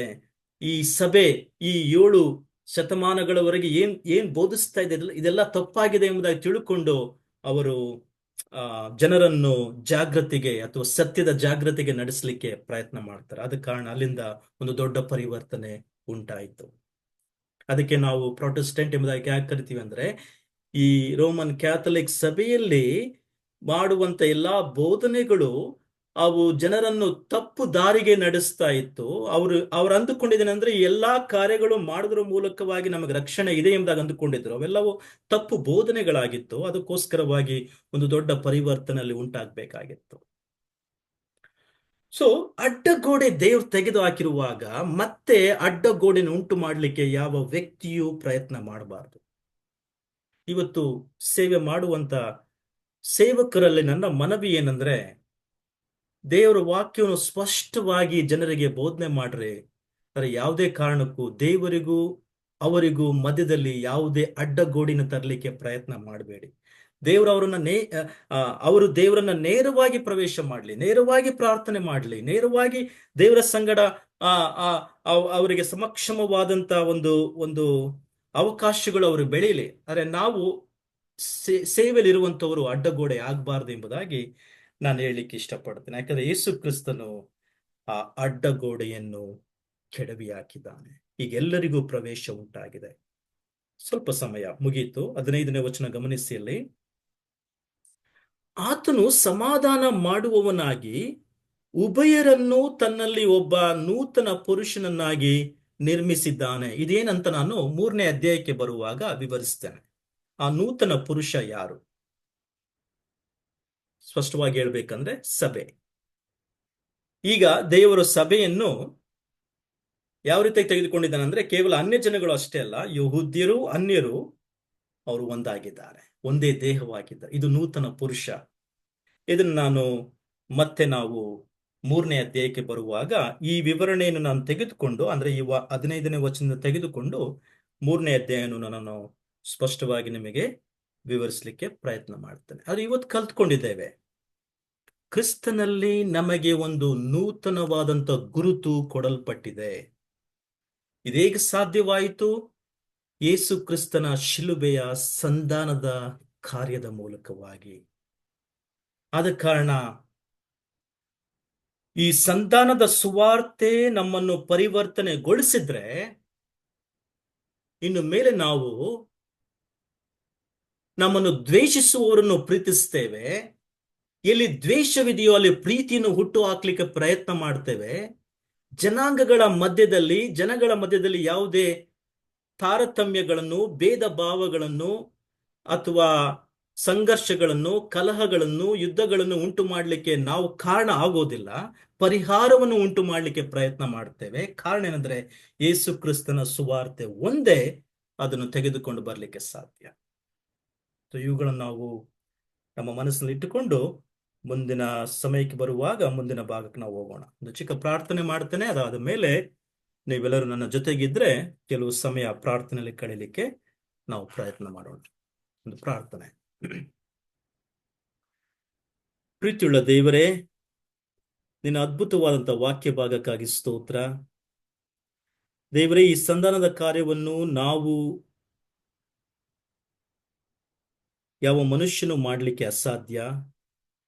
ಆದ್ರೆ ನೀನು ತಾನೇ ನಿನ್ನ ಒಬ್ಬನೇ ಕುಮಾರನಂತ ಯೇಸು ಕ್ರಿಸ್ತನನ್ನು ಈ ಲೋಕಕ್ಕೆ ಕಳುಹಿಸಿಕೊಡೋದ್ರ ಮೂಲಕವಾಗಿ ಈ ಅದ್ಭುತವಾದಂತ ಸಂಧಾನದ ಕಾರ್ಯವನ್ನು ಶಿಲುಬೆಯ ಮೇಲೆ ಯೇಸು ಕ್ರಿಸ್ತನೇ ನಮಗೋಸ್ಕರ ನೀನು ಮಾಡಿ ಮುಗಿಸಿದಕ್ಕಾಗಿ ಸ್ತೋತ್ರ. ಈ ಸಂಧಾನದ ಸುವಾರ್ತೆ ನಮ್ಮ ಹೃದಯಗಳಿಗೆ ಬರುವಾಗ, ನಮ್ಮಲ್ಲಿ ಪರಿವರ್ತನೆ ಉಂಟಾಗುವಾಗ, ನಾವು ದ್ವೇಷಿಸುವವರನ್ನು ಕೂಡ ಪ್ರೀತಿಸಲಿಕ್ಕೆ ಪ್ರಾರಂಭಿಸ್ತೇವೆ. 2 ಜನಾಂಗಗಳ ಮಧ್ಯದಲ್ಲಿ ಯಹೂದ್ಯರಿಗೂ ಮತ್ತು ಅನ್ಯ ಜನಗಳು ಇದ್ದಂತ ಆ ದೊಡ್ಡ ದ್ವೇಷವನ್ನು, ಕಲಹವನ್ನು ತೆಗೆದುಹಾಕಿ ಈಗ ಅವರನ್ನು ಕ್ರಿಸ್ತನ ದೇಹವನ್ನಾಗಿ ಕಟ್ಟುತ್ತಾ ಇದ್ದೀಯ. ನಿನ್ನ ಅಪ್ರಮೇಯವಾದಂಥ ಕಾರ್ಯಕ್ಕಾಗಿ ನಾವು ನಿನಗೆ ಸ್ತೋತ್ರ ಮಾಡ್ತೇವೆ. ದೇವರೇ, ವಿಶೇಷವಾಗಿ ಈ ಸಂದರ್ಭದಲ್ಲಿ ಜನರ ಹೃದಯಗಳಲ್ಲಿ ಈ ಸಂಧಾನದ ಸುವಾರ್ತೆ ತಲುಪಲಿ ಎಂಬುದಾಗಿ ನಾವು ಪ್ರಾರ್ಥಿಸ್ತಾ ಇದ್ದೇವೆ. ಅದೊಂದೇ ಪರಿಹಾರ. ನಮ್ಮ ಹೊರಗಿನ ಸಮಸ್ಯೆಗೆ ಒಂದೇ ಪರಿಹಾರ, ಯೇಸು ಕ್ರಿಸ್ತನ ಸಂಧಾನದ ಸುವಾರ್ತೆ. ಕರ್ತನ ಈ ಸುವಾರ್ತೆ ಅನೇಕ ಹೃದಯಗಳಿಗೆ ತಲುಪಲಿ.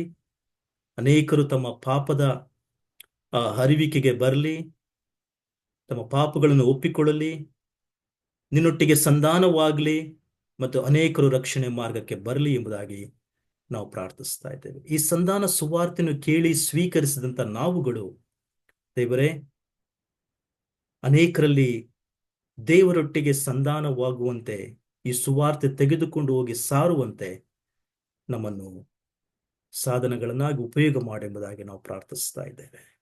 ರಾಯಭಾರಿಗಳನ್ನಾಗಿ ನಮ್ಮನ್ನು ಕರೆದಿದ್ದೀಯಾ. ಈ ಸಂಧಾನದ ರಾಯಭಾರಿಗಳಾಗಿ ಅನೇಕರಿಗೆ ಈ ಬಿಡುಗಡೆಯನ್ನುಂಟು ಮಾಡುವಂತ, ಪರಿವರ್ತನೆಯನ್ನುಂಟು ಮಾಡುವಂತ ಈ ಸಂಧಾನ ಸುವಾರ್ತೆಯನ್ನು ಸಾರುವಂತೆ ನಮ್ಮನ್ನು ಉಪಯೋಗ ಮಾಡು. ಮಹಿಮೆ ನಾವು ನಿನಗೆ ಸಲ್ಲಿಸ್ತೇವೆ. ಯೇಸು ಕ್ರಿಸ್ತನ ಹೆಸರಿನಲ್ಲಿ ಬೇಡುತ್ತೇವೆ ನಮ್ಮ ತಂದೆಯೇ, ಆಮೆನ್. Thank you.